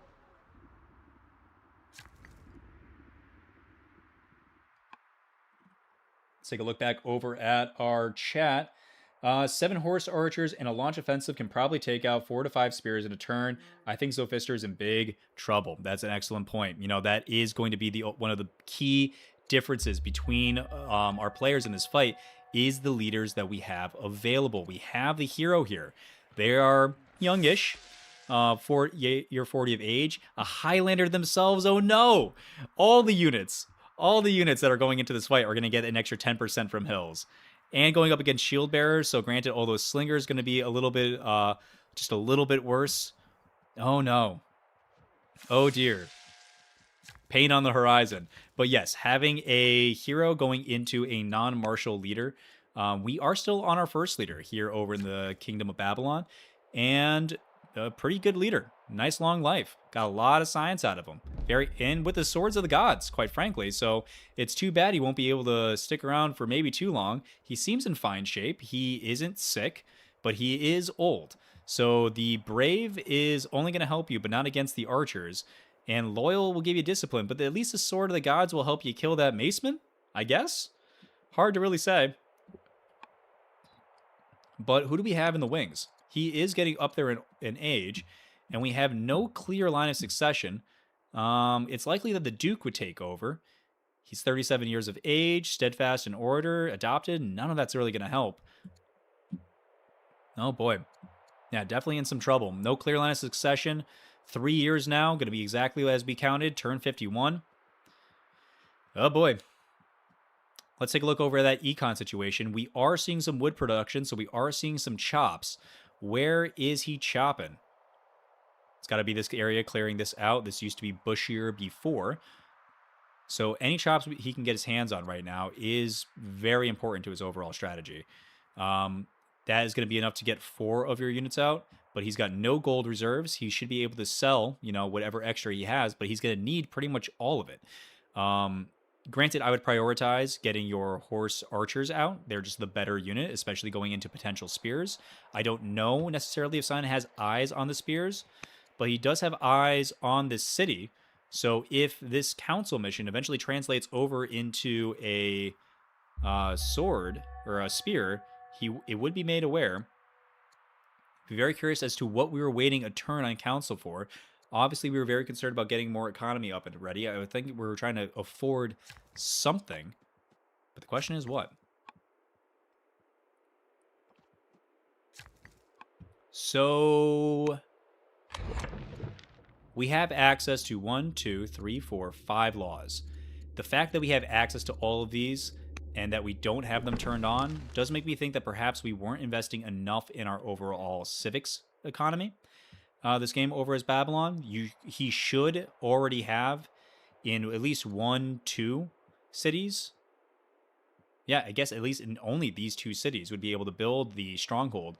But that really is something he should be taking into consideration. At the very early onset of the game, he highlighted all the laws necessary for him to be able to deal with this, and not taking the time to get the culture level up in at least this city, I think it was a bit of a mistake. Because if you were able to get more than just these 2 Akkadian archers, then this attack gets a lot easier to maintain. You can really hole up in these 6 urban tiles and try to, withstand. At least it's 6 strength versus 6 strength. But again, that launch offensive can just come right over the horizon and really mess up your day. Let's take a look back over at chat. Launch offensive also gives orders. Yes, 1 order per affected unit. What does launch offensive do again? It gives everybody a second attack. It's kind of crazy. All adjacent units to the hero, when the ability is activated, gives everybody, I think with the exclusion of the hero, a second attack, which I always found a little bit janky. I mean, you kind of want your best hero to be on your best unit and your best unit to attack twice, but you can't really complain with it because it's still such a powerful ability. I still think it should have, at the very least, give a good chunk of experience. Maybe it does. Maybe it does. Nope, doesn't seem like it. Because it does cost you a lot of training. It does cost you a lot of training. 800 training is a huge amount, but being able to get an extra 6 attacks in from your strongest units surrounding your hero, especially when they're ranged and they're able to be utilized in that kind of situation even better, it's devastating. So we could be seeing a very powerful alpha strike coming in from this unit rush. Click to win the game. Yeah, kinda. Launch offensive removes attack cooldown from adjacent units so they can attack twice in a turn. Launch offensive wins the game if you're good. If you're a good player, and it loses if you're bad. Interesting. Did I see Mysterious Sword on Sion's leader? No, did you? No. Mysteries Initiate. Mysteries Initiate. No Mysterious Sword. Oh god, that would just be absolutely grotesque, especially considering the majority of his forces are going to be wrapped up in oh wow, very fast, Yeah, it's just right there. Just a little bit more of extra overflow science. They would have had this a turn earlier. Too bad. But yeah, Sword of the Gods would have been devastating against his pretty much exclusively infantry army. So Cyan does not need any additional advantages going into this fight. Let's take a look at the political situation, see who's winning there. And Cyan's not in great shape. Cautious or angry for his overall units. The majority of which, if not, no. All of his units belong to the Riders, which has got to be what's pissing off the champions for not having the biggest army, maybe. Interesting. But yeah, that's curious. To spend that much time to build all of your units out of one family and not have them in a higher level of favorability this close to your overall rush timing does seem like a missed opportunity. Granted, he doesn't need any more advantages. He's fine. Because on the tail end, we are getting an additional +5 combat strength from our pleased family here. Oh no, this is the hunters. Yes, most of his units are hunters, so most of his units don't have any bonus either. So everyone's kind of going into this raw. Okay, we are attacking with his sword instead of upgrading it to a spear. That would, just give it one turn, and it can come out and be a lot more effective. Not to mention it'll be battle ready in case the war ever kicks off. You are still looking at a stronger opponent that's competent to you, and you've had a pretty solid science score this entire time. At least a little bit above pace. Granted, it has been seriously tapering off on the Babylonian player here. Looking at their overall science gains here, yeah, still neck and neck. Like these two players going back and forth with each other. And for those who missed it out earlier, Zophister has been pretty active in the preseason, and a third of his overall games have been against the shenanigans of Siontific. So if there's anybody who has been setting his benchmark on what is good, you can kind of see that he's doing a pretty damn good job of taking the pebble out of Sensei's hand here. Zophister, I like what his gameplay is here. Honestly, all in all, a couple of questionable things. The Ranchers and the late Judaism play did raise an eyebrow, but for the most part, I'm pretty happy with where he's at. Granted, Doom does seem to be potentially on the horizon here, but I would say that the overall gameplay is satisfying. I definitely appreciate what he's been able to accomplish. Judaism shrines are now coming down, or Judaism monasteries are now coming down. So an additional 4 science going to be in every city that the Judaism has already spread to, which is 1. No, we have a second one, but it's not a cleric city. So got to do a little bit of spreading of that religion, but an additional avenue for additional science. We are 1 turn away. We have more than enough training. We don't really have the resources. And the resources are frankly getting a little bit worse. Really only the food necessary for 6 upgrades by the time this comes on through. He's going to have to buy the wood, so he's going to have to sell maybe the iron. So not the most expeditious mass upgrade here, but we'll see if it's enough. I mean, honestly, 6 might just get you there. It might just get you there. We can chop out all this. That's 40 apiece. An extra 160 on top of the 180 brings you to 340. Do I got that math right? Which is going to be able to give you those 6 upgrades up to those horse archers. So, yeah.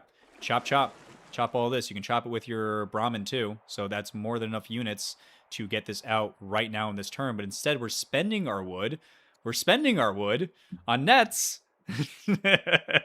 This is questionable, especially with it right over the horizon, right on the next turn. And we were spending the resource that we need most direly. Interesting. Okay. Right now, remember, you can look inside the city with the agent, so Cyan can see that Babylon has spear tech. Yes.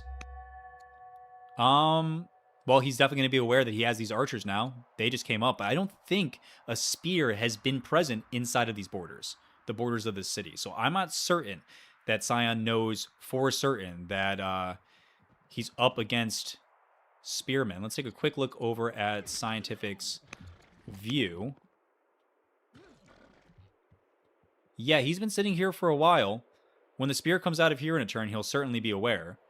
But these guys are hidden. Most of his military movements, by he, I mean Zophister's military movements, have been here in the south. And there's no scouting out here. this scout has been here for a very long time. So maybe a little bit more scouting I would like to see out of Siontific. But it is possible that Sion isn't for sure that he has access to spears. It is possible that's still a secret being kept from him until very next turn. And that's if Sion's paying attention, because it's hard to pay attention to what's going to be in one random city that your scout happens to be around when you're that excited to upgrade all your units and probably trying to juggle the additional orders necessary to do the upgrade all at once. He is chopping with his Brahmin. Great. Love to see it, but out of orders here at the tail end. I imagine he'll probably start here, starting on the next turn. Probably wishing he didn't spend that extra 20 wood down here. But, yeah. Not a lot of distractions potentially coming out for him. We have this one little tribal raid right here. We still have some nonsense going on with these guys, but they're pretty much attacking Babylon exclusively. So if anything, these just help. Yeah. Good position. Good position for the attack. Whether or not he has knowledge of the spears or no. While it's amazing with all those steps are riders, yes, I agree. That is wild. So much flanking. Zophister lost a unit. Yeah. And he needs every single unit he can get his hands on right now. Okay. The upgrade is here. Snap pick on aristocracy. I think that's the right call. The only other thing I would potentially consider here is going straight for navigation is the cheapest source of additional orders.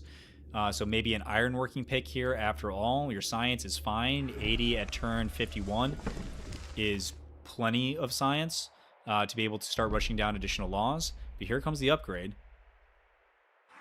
So we can take a look over at these guys. This upgrade is going to cost him, yes, 100 food and 50 wood per each. So it is the numbers that we were working with on our back of the napkin math. Yep, and you're seeing all those chops coming out. Yep, you can hear that noise. There it is. Sion might be kicking himself a little bit right now. We'll see if he sells the additional iron to be able to get more units here. But we have upgraded 1, 2, 3, 4. With this many step riders to choose from, he is picking the ones with marksman, focus, marksman again. This is I wouldn't necessarily choose this one, but I guess it is the most upgraded of the ones. So he is choosing his step riders appropriately by grabbing the ones that already have additional promotions, and still has 900 training left to go. So that's going to be eaten away as he starts upgrading these units even more, because each upgrade he does is going to cost him 100 training. So he only has the training necessary next turn to do another 11 units, which is more than enough. But then that leaves him without the necessary training to be able to pull off his launch offensive.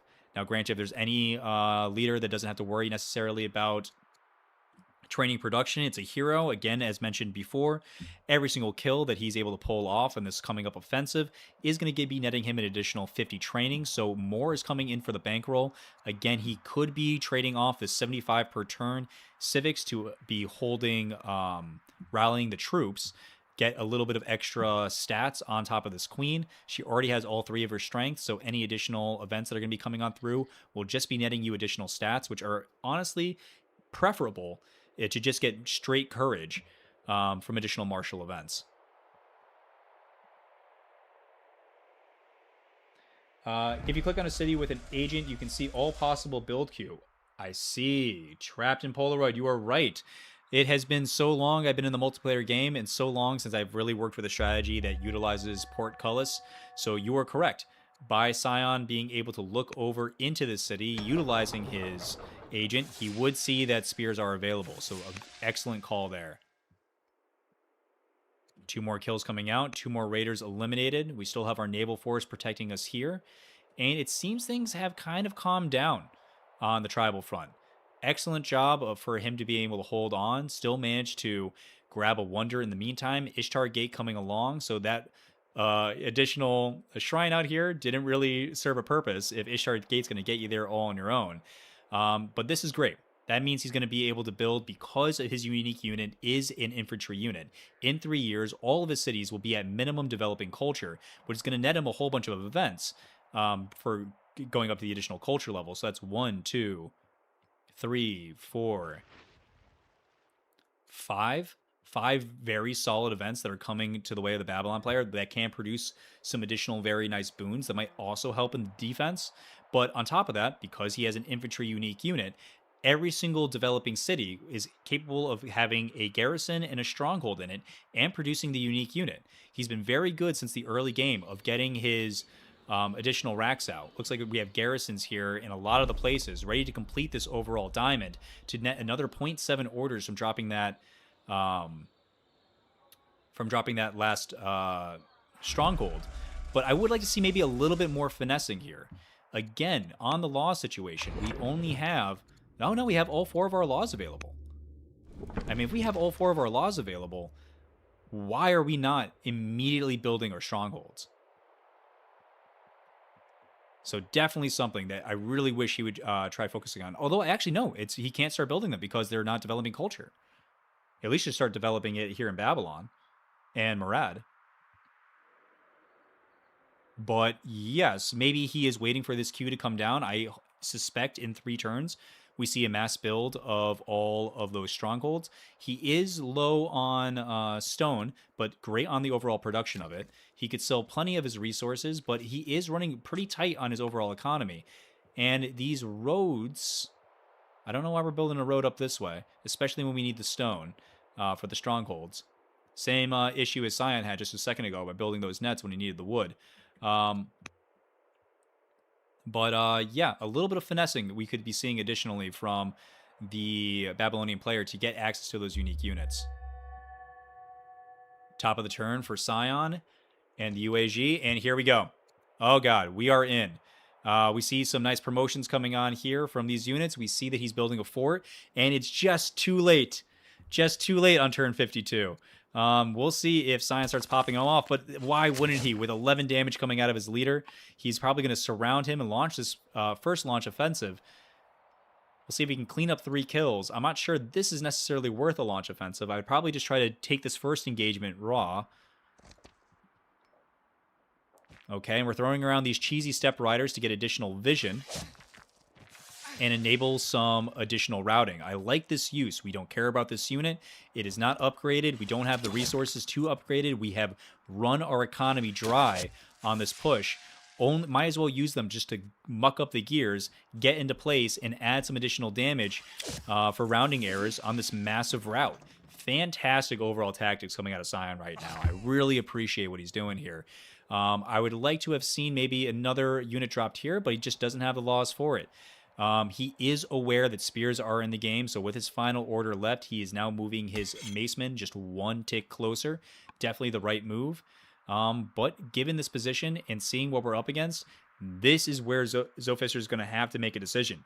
Do you even bother keeping this city, or do you fall back, regroup, upgrade some spears, and try to hold on? You do have access to your strongholds. You're about to prop Ishtar Gate. I would abandon the city immediately. There is no shame, and it'll hopefully buy you 1 or 2 or 3 turns from this overall coming in. But using 1 unit to stay here definitely isn't a bad idea. 25 orders comparatively to the 30 coming out of the Babylonian player. So Babylon does have a slight lead, a 20% increase on the overall order economy comparatively to his UAG counterpart. We have a decent amount of damage, a more than decent amount of damage coming out of this guy. Oh, yeah. Okay. I like to see it, but our few rare spears are going to fall in the defense of the city. These guys are going to come in doing 7 damage apiece. Horse archers are no joke. I do talk about how spears would be a great advantage for him to bring in here because the spear does in turn 7 damage back, but he's going to lose both of these spears now. Both of these spears are going to die before getting a true kill off. I suppose they did get 1 here, but if he thinks that this is all Sion's got, he's in for a rude awakening. Is he going to build a mine here right on Sion's face? The disrespect would be palpable. I think we clicked the wrong unit, or maybe we thought that was a slinger. It is a kind of similar look to the slinger, I must admit. But no, that is not going to be able to get you the additional damage that you need, my friend. What are his Cadians doing all the way up in the north? That is a good question, PG. I would like to see those start being rotated down. He does have 10 orders left into his economy. He is utilizing this road, so maybe that's what the road is there for, but maybe he forgot about coastal movement. I don't know if maybe here, this long sea, would be a better way to go about it, but I don't think the road is necessary. It's nice when he's going to be able to catch it here and quicken his pace up towards the front lines. But again, I would abandon that city. I would dig in here in Uruk. I would try to get some more units out as much as he can, but I just wouldn't even bother. I might keep this slinger in here so it can man a solid defense against everything, but I would hop inside the city. I would grab walls because you have Polis. I would rush it immediately just to make sure the city is as tanky and takes as much time to die as possible while shooting pop shots off with this frankly great slinger to really soften up these troops and buy yourself as much time as you can. We're now grabbing Border Boost. What a tech of convenience for Sion to be grabbing right now. Not going to really help you out too much with anything that you're looking for. Grab some odds and ends here and there, but your order economy is shooting straight just into this war effort, or at least it really should be. 23 orders on the clock, bringing it up to 29 now. Nice to see that continuing to kick up as the improvement construction penalty is dropping off turn over turn as these workers finish up their overall designs. Got a new ambassador on the clock. Looks like we're maybe taking a look at our internal situation. Fantastic. Fantastic, Sion. I love to see it jumping up from what was cautious to friendly in a couple of turns here. Fantastic job done all in all. 40 opinion coming out of this additional ambassador. That ambassador is a rider, which is going to improve their opinion even more. And they are in love with the oligarch, but that doesn't really help us out with anything. But it's nice to see that he has taken the time to get the additional plus 10 combat strength before continuing to administer this war. Excellent job on that little bit of internal diplomacy micro. Love to see it. We're losing workers, which means we're losing opinion with our family. And I do believe that was the Hunter's family workers. So we are losing opinion with our potentially core military mixed unit here. We will see the fall of yet another spearman. That 7 damage profile coming out of horse archers into spearmen is just brutal. It's just brutal. And yep, he wiped up this one poor guy up here with 1 hit. 7 strength on a friendly family, tough in hills. Yikes, that's a scary maceman. So yes, the horde of horse archers is certainly something to worry about here, but this is like one of the key wrecking balls that he has access to. I would throw this tactician. Yeah, you don't need the commander. You don't have a second maceman, but this tactician onto this guy just to make him basically impervious. Just run him out into the middle of the field, start whacking on these guys as much as you can, see if you can take them off of the board easily enough, and then any of the backup that's coming to strike at him that's coming from your spears and melee. So he'll be trying to be taking him down with some slinger fire, but it's not going to be enough. That is a strong unit. Swinging back around to the Babylonian turn in a second. So let's take a quick look back over to the chat. Zophister can't see any of these upgrades, right? Yes, from the viewpoint of him, anything that's coming out of the Fog of War is literally just outside of his vision. As far as Zophister is aware, this is the last of Sion's military, which might give him a glimmer of hope. But I hope he does not run further in here. And Calamity too? Oh, doom indeed. Yes, an earthquake hits. And always at the worst time. But frankly, not the worst scenario. If anything, it actually softened up some of these barbs for him. It kind of did a little bit of the heavy lifting. So actually, yeah, you'll take that as less of doom, but more of a blessing in this weird circumstance. Didn't even touch his Akkadian archers out here that are coming down to try to join in the fight. Unfortunately, the Akkadian archers are of a traitor's family, so we are not going to be able to get them with that additional sentinel bonus coming into this fight here. Oh no! Oh no! Yes, okay, so sunk cost fallacy.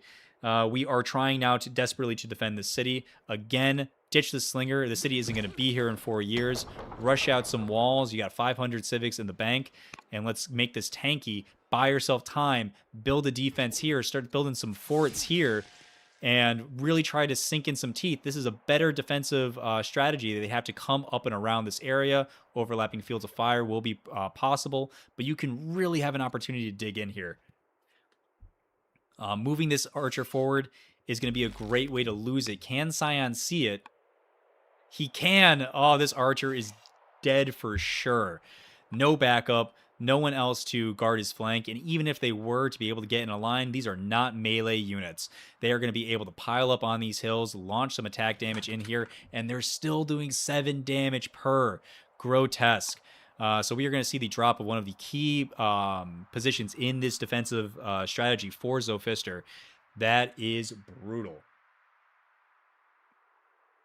Zophister has no stone or money. That is true. Resources do not look good enough for spamming Acadians. I agree. A little bit more of work could have been done into getting his unique unit online in just 2 or 3 cities. But he spent a whole bunch of stone on this Ishtar Gate that I think should have instead been strongholds, should have instead been maybe some additional culture buildings. So that way he could have gotten the culture up in at least 1, 2, and especially his hunter's seat here. So that way we could have seen more Acadians out on the board. But you're right. The wood is not there. The stone is not there. Doom indeed from all sides. Sion sees this very important unit here. He knows that it's coming out of an Acadian archer. He can keep an eye on the total amount of units that have been spawned, and he can see the laws available to his opponent, but the question is whether or not he thinks he has more Acadians in the bank. It doesn't matter. We are coming in immediately for the kill. Flanking damage doing 9 apiece. 9 apiece. Oh my lord. Oh no, 9 damage here, 3 damage here from this guy. And again, taking the front row. Is this less than ideal step rider? Even if this step rider takes a hit or two, if it baits this spearman to coming on in, you never want to trade a spearman for the step rider in a million years in this. Folks, check your training budget before you move. Yeah. Oh, man. So now it's got to be very clear. After the loss of that Acadian archer, that there is no salvaging Sapar. We can expect this city to fall. And now I believe the Babylonian player will as well. It's a shame because I do believe it's at least 1, 2. Never got a border increase. Never expanded out to these additional camels for a more order economy, which I think may have been a missed opportunity. But comparatively to everything else we've seen today, who cares? Coming in, moving in additional units here. We still have 1 horse archer left behind, 2 more step riders capable of being upgraded, 3 step riders capable of being upgraded. But this seems to be the majority of the force that we're going to be getting out of Sion for the time being. He is still seeing himself as just stronger to the Babylonian player. Not much stronger yet, so there isn't necessarily too much to fear. Really nothing to fear.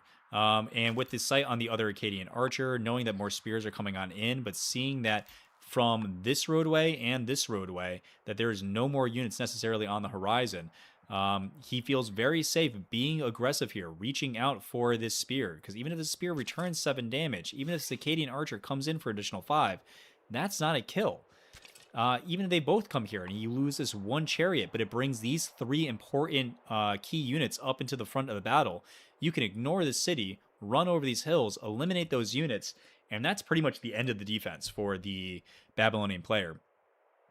He needs to come back here, fall into this garrison, get this archer maybe in the city, maybe behind on a hill. But no, if he's bringing these units to the forefront, yes, he's going to be able to kill this 1 unit, but he's going to lose all 3 of these key units in response.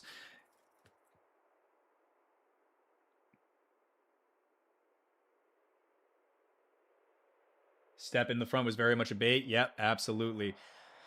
I agree with that entirely. Swamp Farms, yes, would have been an excellent potential solve for the lack of wood income. Always a great thing if you find yourself on a wetlands or a very marshy overall map. It is a great way to not have to do the forestry tech because everyone grabs centralization pretty early on in the game. That does appear to be the meta. So yes, I would agree with some nice marsh farms is a good thing for Babylon.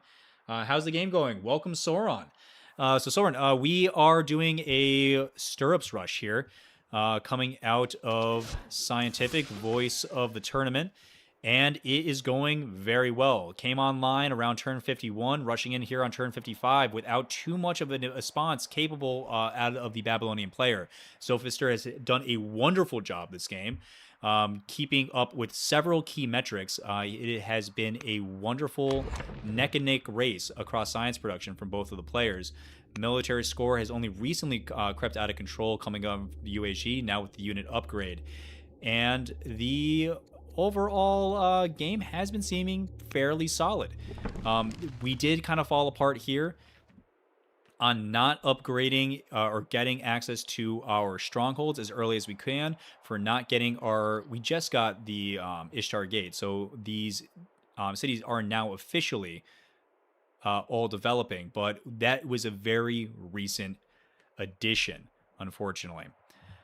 And now that Sion can see in position, he lost that one step, and now these spearmen are here, so the little defense that he's able to mount is out here in the open, no defense, outside of urban tiles, not utilizing our garrison right here, where we should be really coming back to fortify, placing as much range as we can up here, maybe trying to close off this gap, grab a fort here, just try to gape at least somewhat of a strong line to be able to protect this city without leaving yourself open to too much. But the Wrecking Ball of this Maceman that came from the free portcullis card, all these horse archers over the hill, 3 more horse archers capable of being upgraded if the economy is so kind, does leave him open for a position. So here we come for the counterattack after that very nice bait coming out of Sion. Let's see how he makes him pay for it. Only 3 damage coming out of yet another Step Rider, which I'm not certain about the placement of that, but perhaps he did the mental math on it and had enough of a punch backed up in reserve to be able to take out that unit with just 1 additional swing.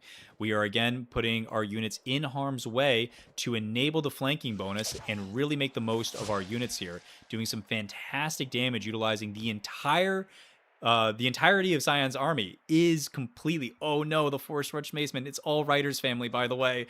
So they all are going to have access to extra flanking on these mounted units, and this Maceman is going to be able to be a wrecking ball against the entire infantry-only military mix that Babylon is bringing to bear. Let's take a look at how the rest of the chat is loving the action. Hello, Aaron. Hello, Soren. Sion is charging in. The gods have abandoned us, run for our lives. Yes, or at least fall back to maybe trying to make some kind of defense. He really needed to hold him here at this mountain pass, which I think would have been the only potential shining light for it. It would have been hard to play against, especially with the ability to do a launch offensive with your...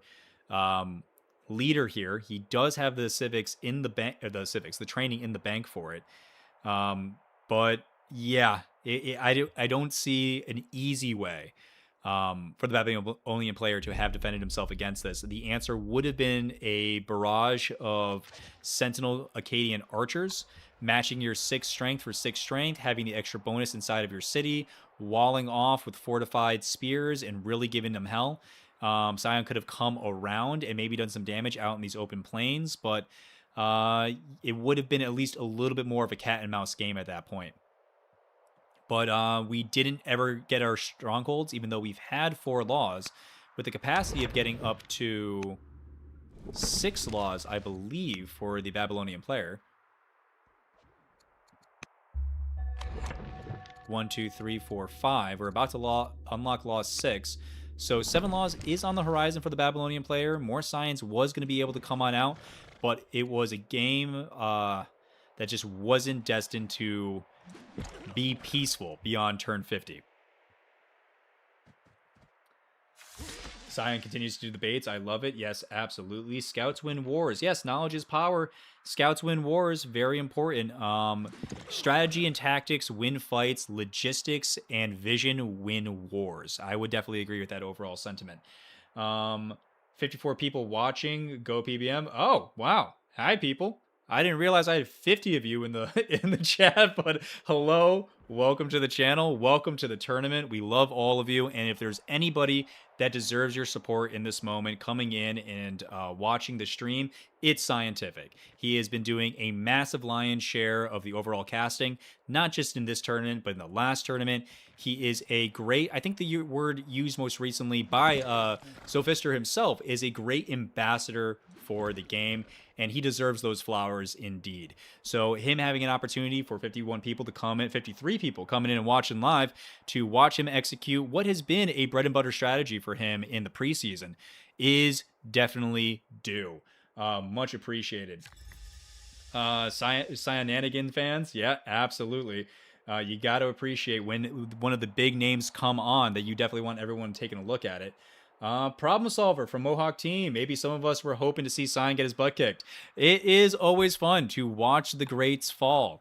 But it is also very nice to be able to see a player who has been crafting a strategy use it to its fullest.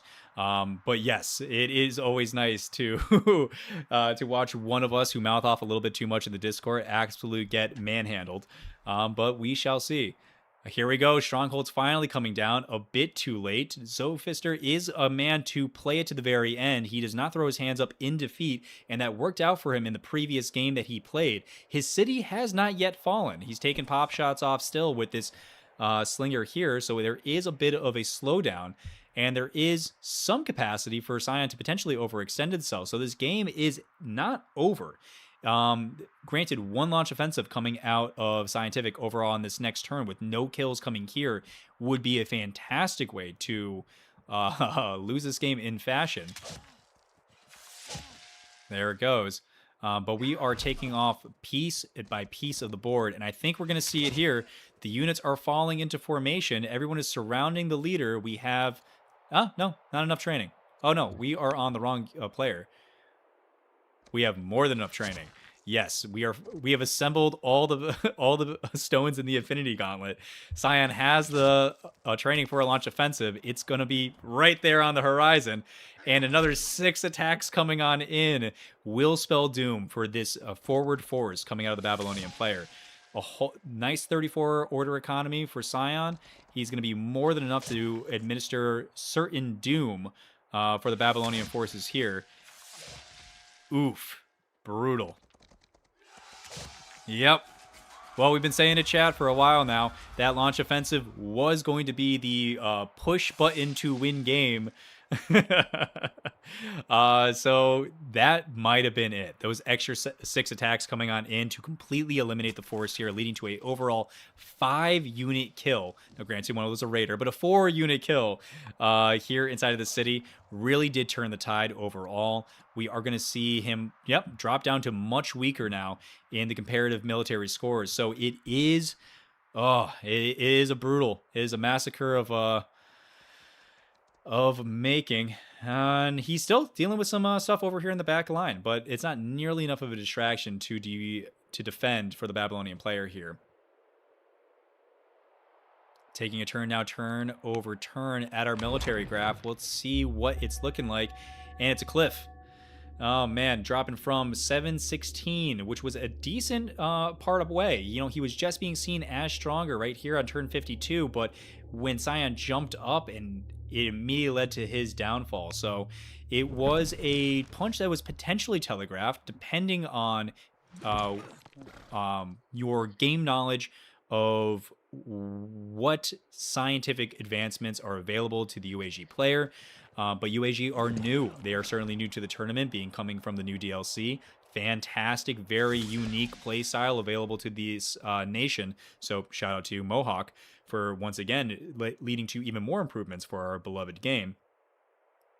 But shout out to Sion for being one of the first people to at least explain to me the stirrup strategy in general. It is a very interesting game style. It is not my typical. I'm a big 4-7 law guy, so abandoning all laws for the lawless, only God fearing people of the UAG is a certainly interesting opportunity. Let's take a look. 54 people watching. Yes, yes, yes. Burn, burn, burn. Wasn't Aaron's trouble enough for you? This must have been a turn to launch offensive, surely. Yes, we all got to see that in together. Thank you all for being here. And still waiting for the next video for your multiplayer series. Dodge Rocket, come on, man. Let me finish this one video and then we can work on the next one. Great casting, great game, good show from both players. Absolutely. Fantastic showing from both players. Good showing from Zophister, quite frankly. I really appreciated his gameplay. He missed one thing. It was the strongholds. Prioritizing his, frankly, prioritizing maybe sovereignty earlier is because if you find yourself lacking in civics, and that's the thing holding up your law rush, going to sovereignty to get access to the civics boost card is a great way to clear that out. But if he juggled his civics a little bit better, juggled his stone econ a little bit better, and got these strongholds down 5-6 turns earlier, we could be seeing build queues of Acadian archers all throughout his territory. Now, granted, there's not a lot of wood available, but there are plenty of chops. Now, granted, those marsh farms that we were talking about earlier, they're not even in his borders. So these 4 here won't be doing too many favors for him. But there was potential here. There was absolutely potential in his game for him to give Sion a run for his money when these horses came charging on in. A series of Sentinel Acadian archers is a horrific defense to be coming in, and going 6 strength against 6 strength is not what you want to see for a mid-game attack. Great cast, great game, bam, and it's gone. There is metaphysics. Maybe Zophister can get a religion now. He's got bigger fish to fry. All right. Only 400 training now, so we are only going to see one flashy launch offensive coming out of Siontific, but quite frankly, it was a wonderful one and perfectly timed. So we are going to surround the city, likely to be able to bring it down this turn. Yes, with a flanking bonus, 12 damage coming out on his hero unit. Overall 7 overall strength, very well upgraded unit. And the city drops. First casualty in city-wise. Skipping over Sapar here in the middle, leaving that just to be a quick little speed bump as these horse archers race over this middle hill, but not for much longer. It looks like we're going to plow out that speed bump, really level it. Doom coming from the matching volcanoes at Etna, but I think this is mostly a sign of victory. The gods approve. They certainly like their fire. After action report, the stone used for the wonder could have been his strongholds. Yes, yes. Mirroring my own thoughts exactly. Wonders are great if they're going to be impactful. The Ishtar Gate, phenomenal. If you're going for a wide strategy, want all of your cities to all of a sudden jump up. We've seen that used phenomenally in the previous game. In the previous tournament, I remember a particular game where tournament champion Klaus Koala got like a 9 events from a culture level upgrade from his Ishtar Gate. So a fantastic showcasing of that. I don't know the game off the top of my head, but it was one of his first 2 matches. And I will say that there is a time and place for certain wonders, but when you are using that stone and you are going for a 7 law rush, you better have a lot more quarries than we're currently looking at. I mean, it's necessary. If you're going to be doing that much of a spend on this Ishtar Gate, which, don't get me wrong, solved his culture problem, but he had other avenues to solving that culture problem. We could have gotten more pearls and dyes up earlier. We could have sent those over into this city as a higher priority. We could have gotten the religion, which was never put into the city. So no paganism in here. We could have focused on getting Zoroastrianism a lot earlier. We could have focused on getting Judaism a lot earlier. We could have gotten metaphysics, I guess, if you really wanted to go for religion. But there's other ways of getting access to additional science or access to additional culture than going for Ishtar Gate.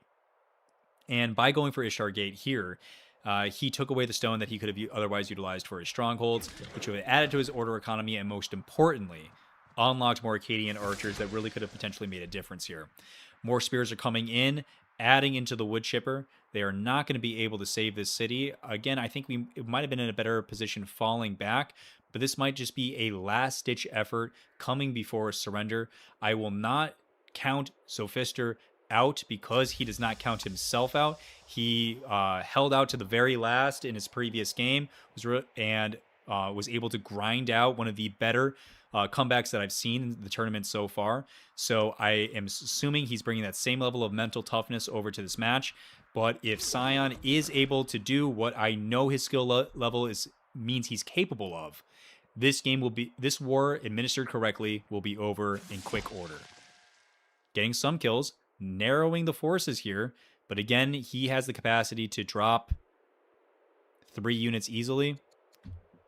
Switching over to him, yeah, definitely enough training for it. So, yep, 3 units are going to drop here pretty easily. 1-2 bang, 1-2 bang. Especially if we get trapping 1, and do we have a third? Maybe if you force rush this in, you could also get another a third kill here. So it's possible that we lose an additional 3 units here on the Babylonian side coming over on Sion's next turn. Excellent gameplay, just an excellent tournament. Thank you, Dodge. Appreciate you. Yes, excellent tournament. For those of you coming in, for those of you checking us later on YouTube, please follow the tournament. Please follow Siontific. Please follow all of the content creators, all of the community organizers that are coming together to put this tournament, because it really is about you guys. We are here for you. We are here to make sure that this community continues ticking on, so Mohawk is forced to keep providing the amazing service that they have thus far to this game. But that is exactly the idea. The more of you that show up, you guys really make all of this worth it for us. Because a lot of work goes in behind the scenes. A lot of work goes in behind the scenes. And being able to share that with you is truly special. So thank you all for being here. Thank you all for tuning into the game. And blood for the Blood God. Alcaraz was about 4 turns from losing a modern major general and somehow pulled it off. Also needs order strongholds. Get you those too. Yes, I agree with all those sentiments. Very nice.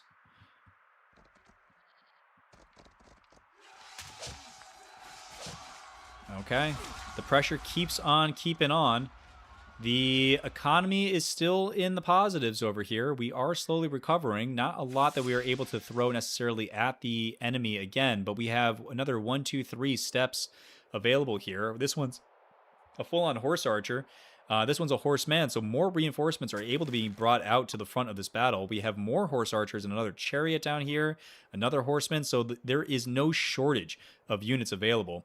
We are getting raided here, but these horsemen will make short work of these guys. 12 damage out in the open field.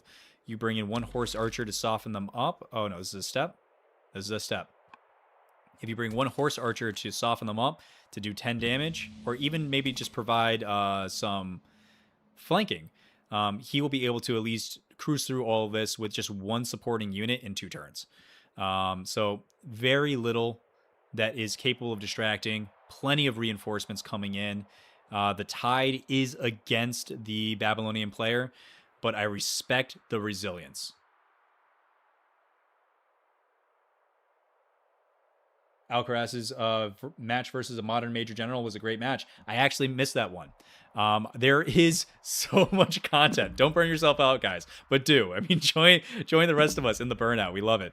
The whole idea is that we really want to watch as much as we can, take as part as much as you can, because that's how you get better. That's the best part about this community, is how much everybody here is willing to learn and work together and really improve the game and really shake up the meta, frankly, turn over turn. Like this stirrup strategy, this was nowhere last year.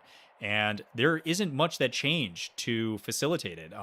You can pull this off on Persia, you can pull this off on Hattie, and frankly, Persia is probably another great opportunity for it because they also have access to clerics, so you'd be able to do the Zoro thing, which sometimes you just get for free on Persia.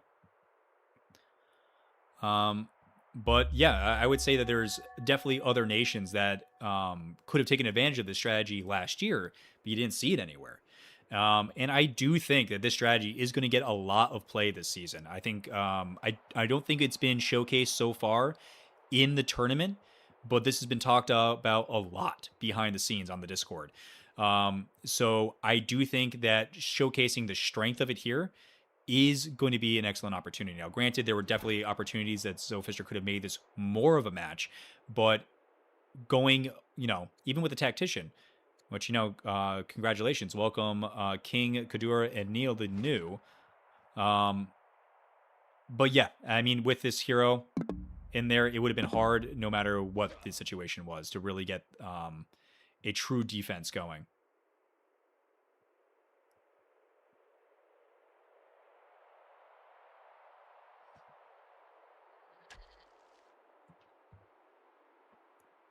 I know both of these players came off of a 5-hour match, and let's take a quick look over at the stream. How long have we been going for?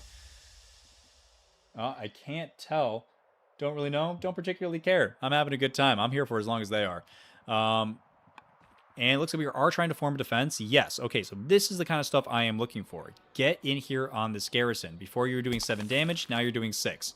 It's not saving you a lot, but if you spend 5 years here digging in on fortification, that's going to give you even further defense. And you can just heal inside of here, get another guy here adjacent next to you, maybe build a fort, try to build a little bit of a wall, maybe even use the city itself as part of that wall. Hug this mountain, so that way you have a nice little buffer zone where you can block off these two with forts, this wall with forts, and maybe try to hold a defense here in Murad.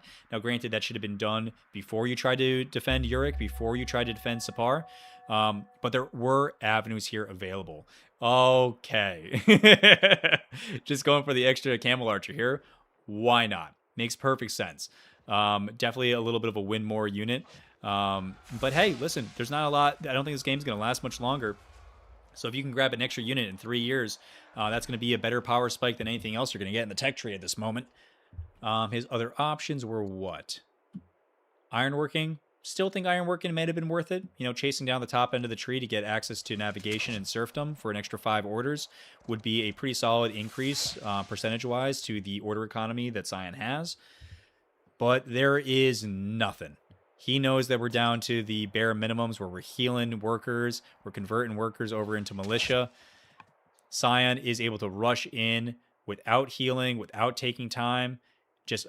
Could even abandon the city, quite frankly. You don't need to hold on to this. Or you can bring step archers in from the back to the front to be able to more readily hold these cities, so you don't have to use your main core units. But there's nothing standing in his way now at this point. We are seeing him as much weaker, still competent. Graph shows what? Military score is in a plummet, a light little boost up.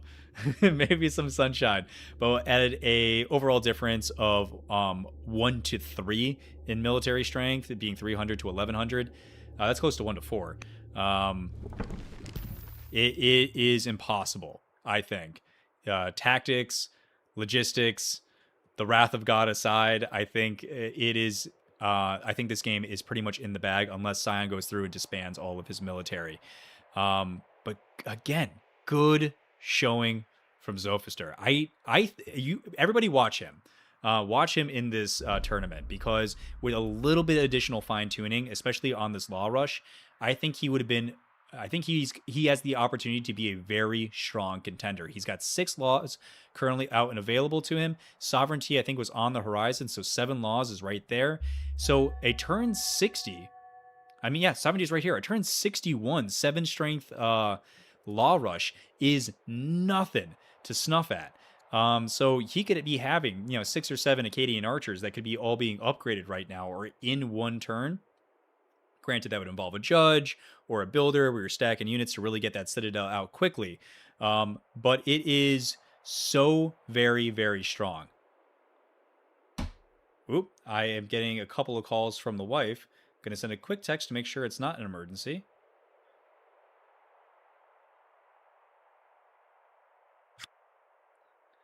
And if it is an emergency, I will abandon you all shortly. I do apologize, but I do think that, yes. GG, perfect timing all around. Much appreciated. All right, fantastic.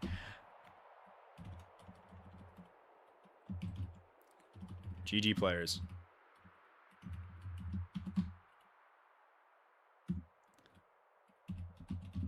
Hop in Hanging Gardens.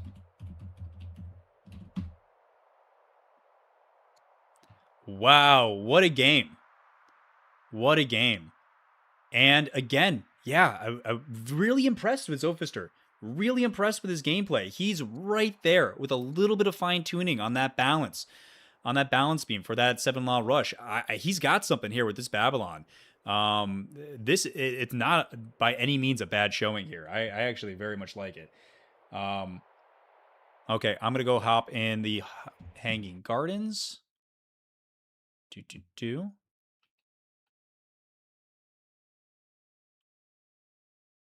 Hello, Zophister. All right, here. Stand by 1 second. I just want to make sure the chat can hear everybody. Everybody, can I get a quick sound check on whether or not the Discord is coming across? And Zophister, if you can actually please make a little bit of noise so we can check if you're actually here. Coming clear on my side. It's being read by OBS. Chat, can we hear Zophister clearly? Hi there, Sion. We're doing a little bit of a sound check just to make sure you guys are coming through. No sound. Okay, stand by 1 moment so I can make sure that gets fixed. All right.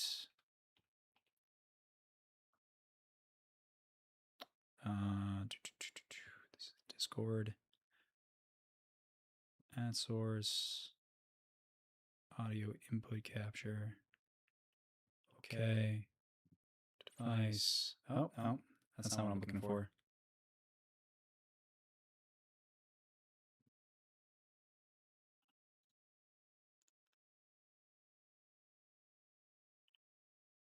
What are all these widgets? Oh, community tournament, Discord. Can you give it a test again? Hello. Nope, not the one. Sorry, guys. No sweat.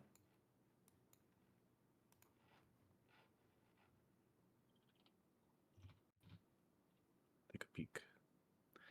That's some stuff. Oh, nice.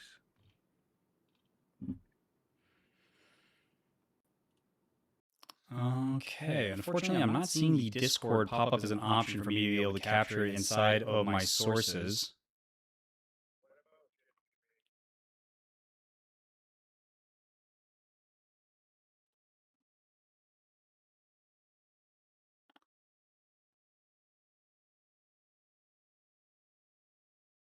It's only giving me options for that. I apologize. I haven't messed around with this aspect in a while.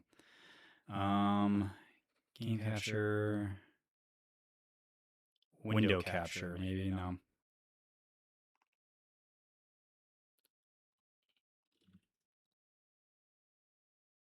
No, normally it's just here where I'm able to grab the additional channel.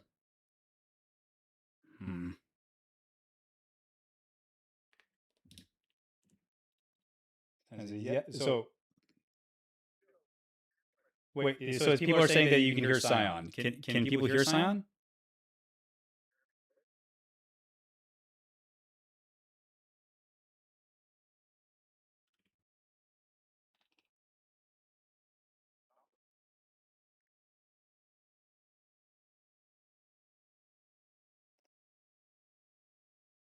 Okay. It seems like you are heard.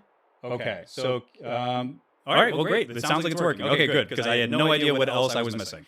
Well, hey guys, fantastic game from both of you. Really enjoyed everything from beginning to end, really, of that game. A very, very close race on science between both of your different strategies. It was literally neck and neck, like literally the entire time, going back and forth.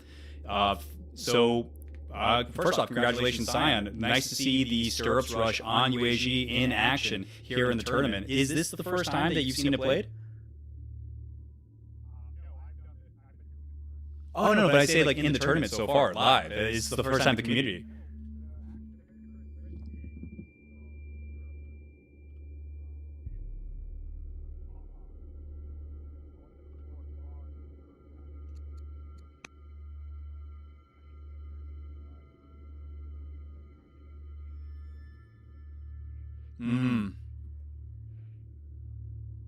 Absolutely, and you made excellent use of it. It's fantastic seeing the clerics being truly adopted under the new status of the game as a science family, and you abused it perfectly.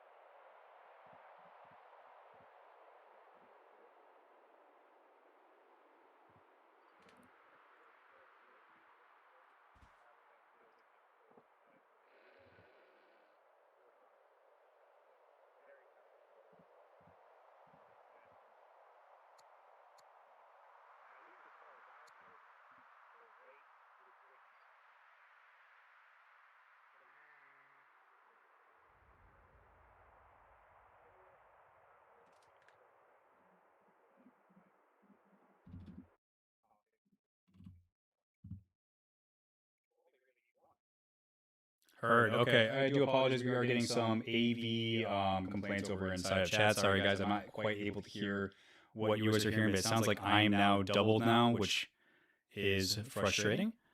Go ahead and remove this. Try to re-add it.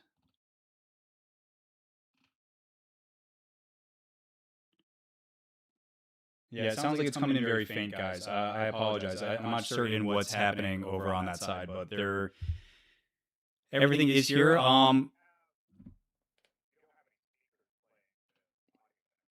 Absolutely not. I'm in headphones.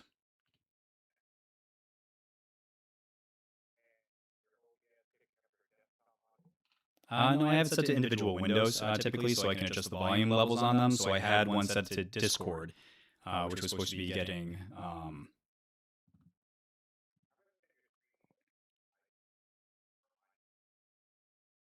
That should stop the echo.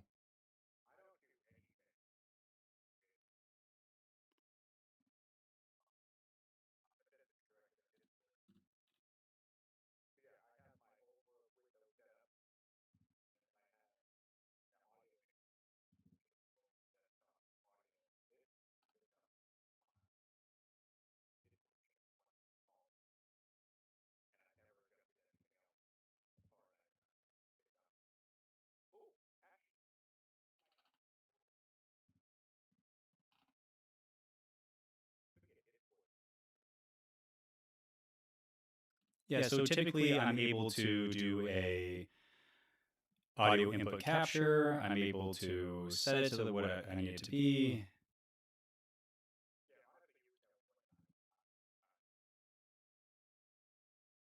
Yeah. Well, I do apologize, everybody. For everybody watching live, I'm going to go ahead and hop off here and end the stream here, so we're not doing too much of the technical jargon over. I am going to start a quick recording over the other side, and through the powers of the movie magic, I will add this back in so everybody can come and check the end game interview. When this is posted to be finalized playlist on side of the Mohawk channel. Thank you, everybody, for your patience. Thanks, everybody, for coming out and watching. I think we had a top end 54 people watching the match, guys. So yeah, no kidding. But I want to make sure that I am capturing your guys' take here. So I'm going to hop off to make sure that we actually get this stuff recorded. All right, appreciate your patience.